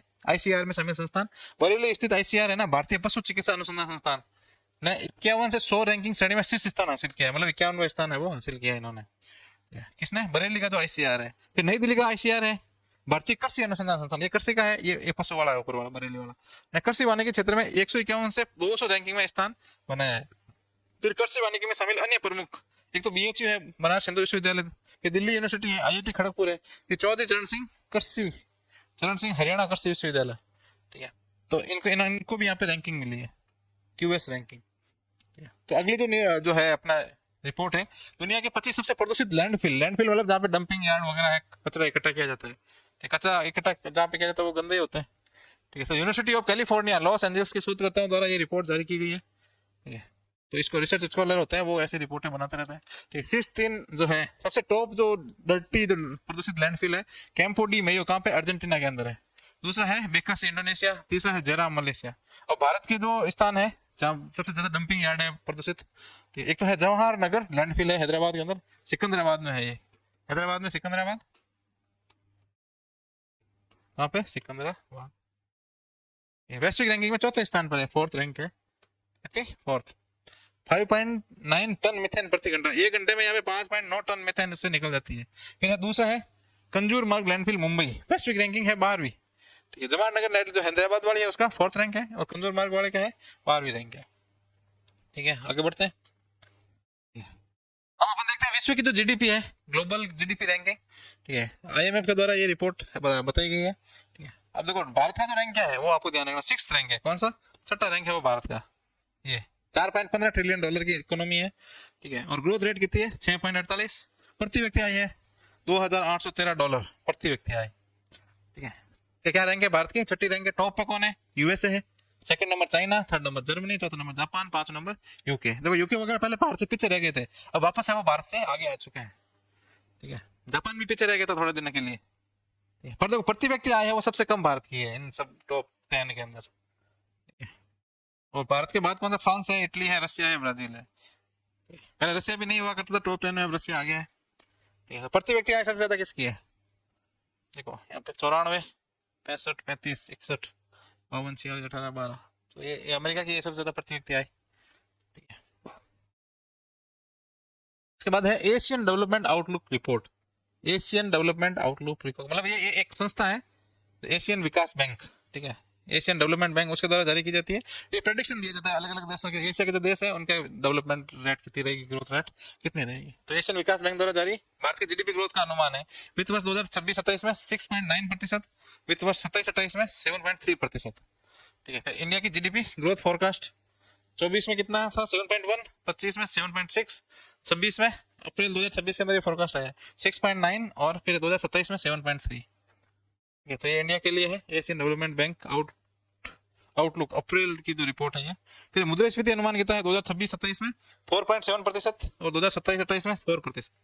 ठीक है, तो ये 2026-27 में कितना रहेगा? 4.5 रहेगा मुद्रास्फीति, फिर थोड़ा सा कम होगा 27-28 में। ठीक है, तो 2027 में कितनी रहने वाली है इसके एडीबी के हिसाब से? 7.3, 26 में 6.9। ठीक है, तो ये क्या है? एशियन डेवलपमेंट आउटलुक रिपोर्ट किसके द्वारा जारी किया जाता है? एडीबी, जिसको अपन कहते हैं एडीबी, एशियन डेवलपमेंट बैंक। अगला है 2026 के 100 प्रभावशाली व्यक्ति, उनकी सूची है टाइम पत्रिका द्वारा, टाइम मैगजीन के द्वारा जारी किए जाते हैं। 6 श्रेणियां हैं अलग अलग। ठीक है, उसमें है फिर प्रमुख नेता कौन कौन से है? ये तो डोनाल्ड ट्रंप जी है, फिर Xi Jinping, Benjamin Netanyahu, Pope Leo. ठीक है, फिर ये बालन शाह जो नेपाल के प्रधानमंत्री बने, सुंदर पिचाई है, रणवीर कपूर को जगह मिली विकास खन्ना नाम से है, ये भारत से संबंधित है। तो प्रमुख नेता में डोनाल्ड ट्रंप देख लिया, शी जिनपिंग, बेंजामिन नेतन्याहू, बालन शाह, तारिक रहमान जो बांग्लादेश के राष्ट्रपति बने। फिर सूची में भारतीय सुंदर पिचाई टाइटंस श्रेणी में है, फिर नील मोहन है एक इनोवेटर्स है, विकास खन्ना इनोवेटर्स, किरण क्या है मुसुन मुरु पायनियर्स, और रणबीर कपूर है आर्टिस्ट। तो रणबीर कपूर को भी यहाँ पे जगह मिल गई है प्रभावशाली व्यक्तियों में। फिर अगली जो रिपोर्ट है स्काई ट्रैक्स रैंकिंग 2026, क्या रैंक है स्काई ट्रैक्स? तो ये देखते हैं क्लीन एयरपोर्ट कौन सा है, सबसे अच्छा बड़ा एयरपोर्ट कौन सा है, ये अलग अलग रिपोर्ट है इसके द्वारा दी जाती है। तो मेजर एयरपोर्ट श्रेणी में सबसे स्वच्छ शहर जो कौन सा है? टोक्यो हानेडा एयरपोर्ट, तो यहाँ पे दिया हुआ है वर्ल्ड क्लीनेस्ट एयरपोर्ट 2026। ठीक है, टोक्यो हानेडा, फिर है सियोल इंचियन दूसरे नंबर, फिर तीसरा है सिंगापुर चांगी। ठीक है, देखो छोटे एयरपोर्ट श्रेणी में सबसे स्वच्छ है न्यू चित्तोसे है एयरपोर्ट जापान का, फिर एशिया के शीर्ष टोक्यो हानेडा, इंचियन चांगी और हांगकांग इंटरनेशनल। फिर देखो दिल्ली एयरपोर्ट को भी कोई मिला है पुरस्कार नहीं है, रैंकिंग मिली है सॉरी। ठीक है, दिल्ली एयरपोर्ट ने sky tracks world airport award 2026 में लगातार 8वीं बार भारत और दक्षिण एशिया का सर्वश्रेष्ठ एयरपोर्ट बनने का खिताब है वो हासिल किया है। तो इंदिरा गांधी एयरपोर्ट है दिल्ली का, साथ ही इसकी वैश्विक रैंकिंग सुधर के 28वें स्थान पर पहुंच गई है। ठीक है, फिर वर्ल्ड बेस्ट एयरपोर्ट 2026, सबसे जो बेस्ट जो एयरपोर्ट है ना वो है सिंगापुर चांगी एयरपोर्ट है, world airline award sky tracks है। ये देखो ये तो स्वच्छ है, कौन सा स्वच्छ वाला, और ये बेस्ट है। ठीक है, सिंगापुर चांगी एयरपोर्ट। फिर एक रिपोर्ट है वैश्विक दुर्लभ खनिज रिपोर्ट, कौन सी? वैश्विक दुर्लभ खनिज रिपोर्ट किसके द्वारा जारी की जाती है? अंतरराष्ट्रीय ऊर्जा एजेंसी। ठीक है, फिर सर्वाधिक भंडार कहाँ पे है? चीन के अंदर है। दुर्लभ जो रेयर अर्थ एलिमेंट्स होता है ना वो कहाँ पे होता है? लिथियम वगैरह चाइना में 49% है, और चीन का 91% परिष्कृत खनिज और 95% स्थायी चुंबक उत्पादन को नियंत्रित करता है। तो ये जो रेयर अर्थ एलिमेंट्स होते हैं ना चाइना का इसमें मोनोपोली है। फिर दूसरे स्थान पर ब्राजील है, भारत तीसरे स्थान पर है, भारत का 8% है और 72 लाख टन उत्पादन होता है, 23% है वो ब्राजील। चीन, ब्राजील और भारत। फिर अगली जो है एनवी स्टेट्स इंडिया 2026, किसके द्वारा रिपोर्ट दी गई? MOSPI, ministry of statistics and programme implementation. ठीक है, सांख्यिकी और कार्यक्रम क्रियान्वयन मंत्रालय सदर वार्षिक रिपोर्ट है। और इसमें क्या 2026 की रिपोर्ट में एफएक्यू होता है, क्या होता है? फ्रीक्वेंटली आस्क्ड क्वेश्चन, जो बार बार जो क्वेश्चन पूछे जाते हैं ना उनके सवालों के जवाब दिए गए हैं, जिसका उद्देश्य पर्यावरण लेखांकन की स्पष्टता व जागरूकता बढ़ाना है। तो एनवी स्टेट्स इंडिया है, इन्होंने तो एमएसपी द्वारा जारी की गई, इसमें एफएक्यू दिए गए हैं और इसका उद्देश्य क्या है? तो क्लीन अकाउंटिंग होती है ना, पर्यावरण लेखांकन की स्पष्टता कि भाई किस तरीके से पर्यावरण का लेखांकन किया जा सके, ये पर्यावरण का नुकसान कितना हो रहा है जो डेवलपमेंट की वजह से, ये किस तरीके से उसको सुधार करना है, इसके लिए है ये अगली रिपोर्ट है एक्सेस नाउ एंड तथा keep it on alliance report. ठीक है, इसमें देखा जाता है कि क्या किस देश के अंदर कितना इंटरनेट शटडाउन हुआ है। ठीक है, तो ये भी इंपॉर्टेंट रिपोर्ट है। 2025 में 52 देशों में कुल 313 इंटरनेट शटडाउन दर्ज हुए हैं। सर्वाधिक इंटरनेट शटडाउन वाला देश भारत, तो इसीलिए सब ज्यादा इंपॉर्टेंट है क्योंकि भारत में ही सबसे ज्यादा इंटरनेट शटडाउन होता है। एग्जाम होता है तो वहां पे भी शटडाउन कर दिया जाता है इंटरनेट का, कई बार होता है ऐसा, हर बार नहीं होता। ठीक है, तो कितना 65 शटडाउन हुए। फिर म्यांमार 37, पाकिस्तान 24, ईरान 20, यूक्रेन रूस 19। सर्वाधिक बंद प्लेटफॉर्म कौन सा है? एक तो फेसबुक को बंद किया जाता है, फिर व्हाट्सएप, टेलीग्राम और इंस्टाग्राम, तो इनको बार बार बंद किया जाता है। रिपोर्ट का नाम क्या है? एक्सेस नाउ तथा keep it on alliance report. फिर अगला है नवीकरणीय ऊर्जा स्थापित क्षमता में भारत। तो भारत की स्थिति क्या है? नवीकरणीय ऊर्जा जो एस्टेब्लिश्ड जो कैपेसिटी है, इंस्टॉल्ड कैपेसिटी, नवीकरण ऊर्जा सांख्यिकी 2026 के अनुसार भारत वैश्विक स्थापित क्षमता में तीसरे स्थान पर है। तो सबसे ऊपर कौन है? चीन, दूसरे नंबर पे अमेरिका, तीसरे नंबर पे भारत 250.52 गीगावाट, जो पहले 166 भी बताया हुआ था गीगावाट। इंस्टॉल्ड कैपेसिटी कितनी है? 250.52। वित्त वर्ष 2025-26 में भारत ने 55.3 गीगावाट नई क्षमता जोड़ी। सौर ऊर्जा में 44.6 गीगावाट, तो 25-26 के अंदर 55.3 गीगावाट जोड़ी है। उनमें से जो रिन्यूएबल एनर्जी कितनी है? 44.6 गीगावाट है, उसमें वृद्धि हुई है।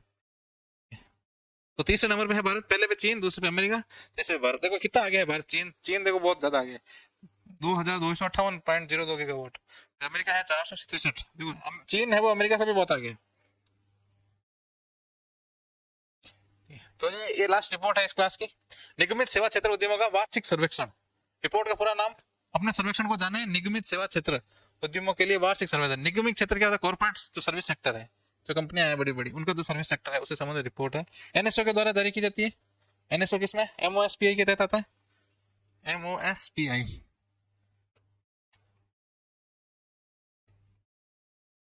एमओएसपीआई संस्करण क्या है? पहला है संदर्भ अवधि वित्तीय वर्ष 2024-25। उद्देश्य क्या है इसका? निगमित सेवा क्षेत्र का एक व्यापक डेटाबेस विकसित करना। ठीक है, तो जो कॉर्पोरेट सर्विस सेक्टर है उसका एक डेटाबेस बनाना इसका मेन उद्देश्य है। फिर सर्वेक्षण में सभी राज्यों केंद्र शासित प्रदेश शामिल है।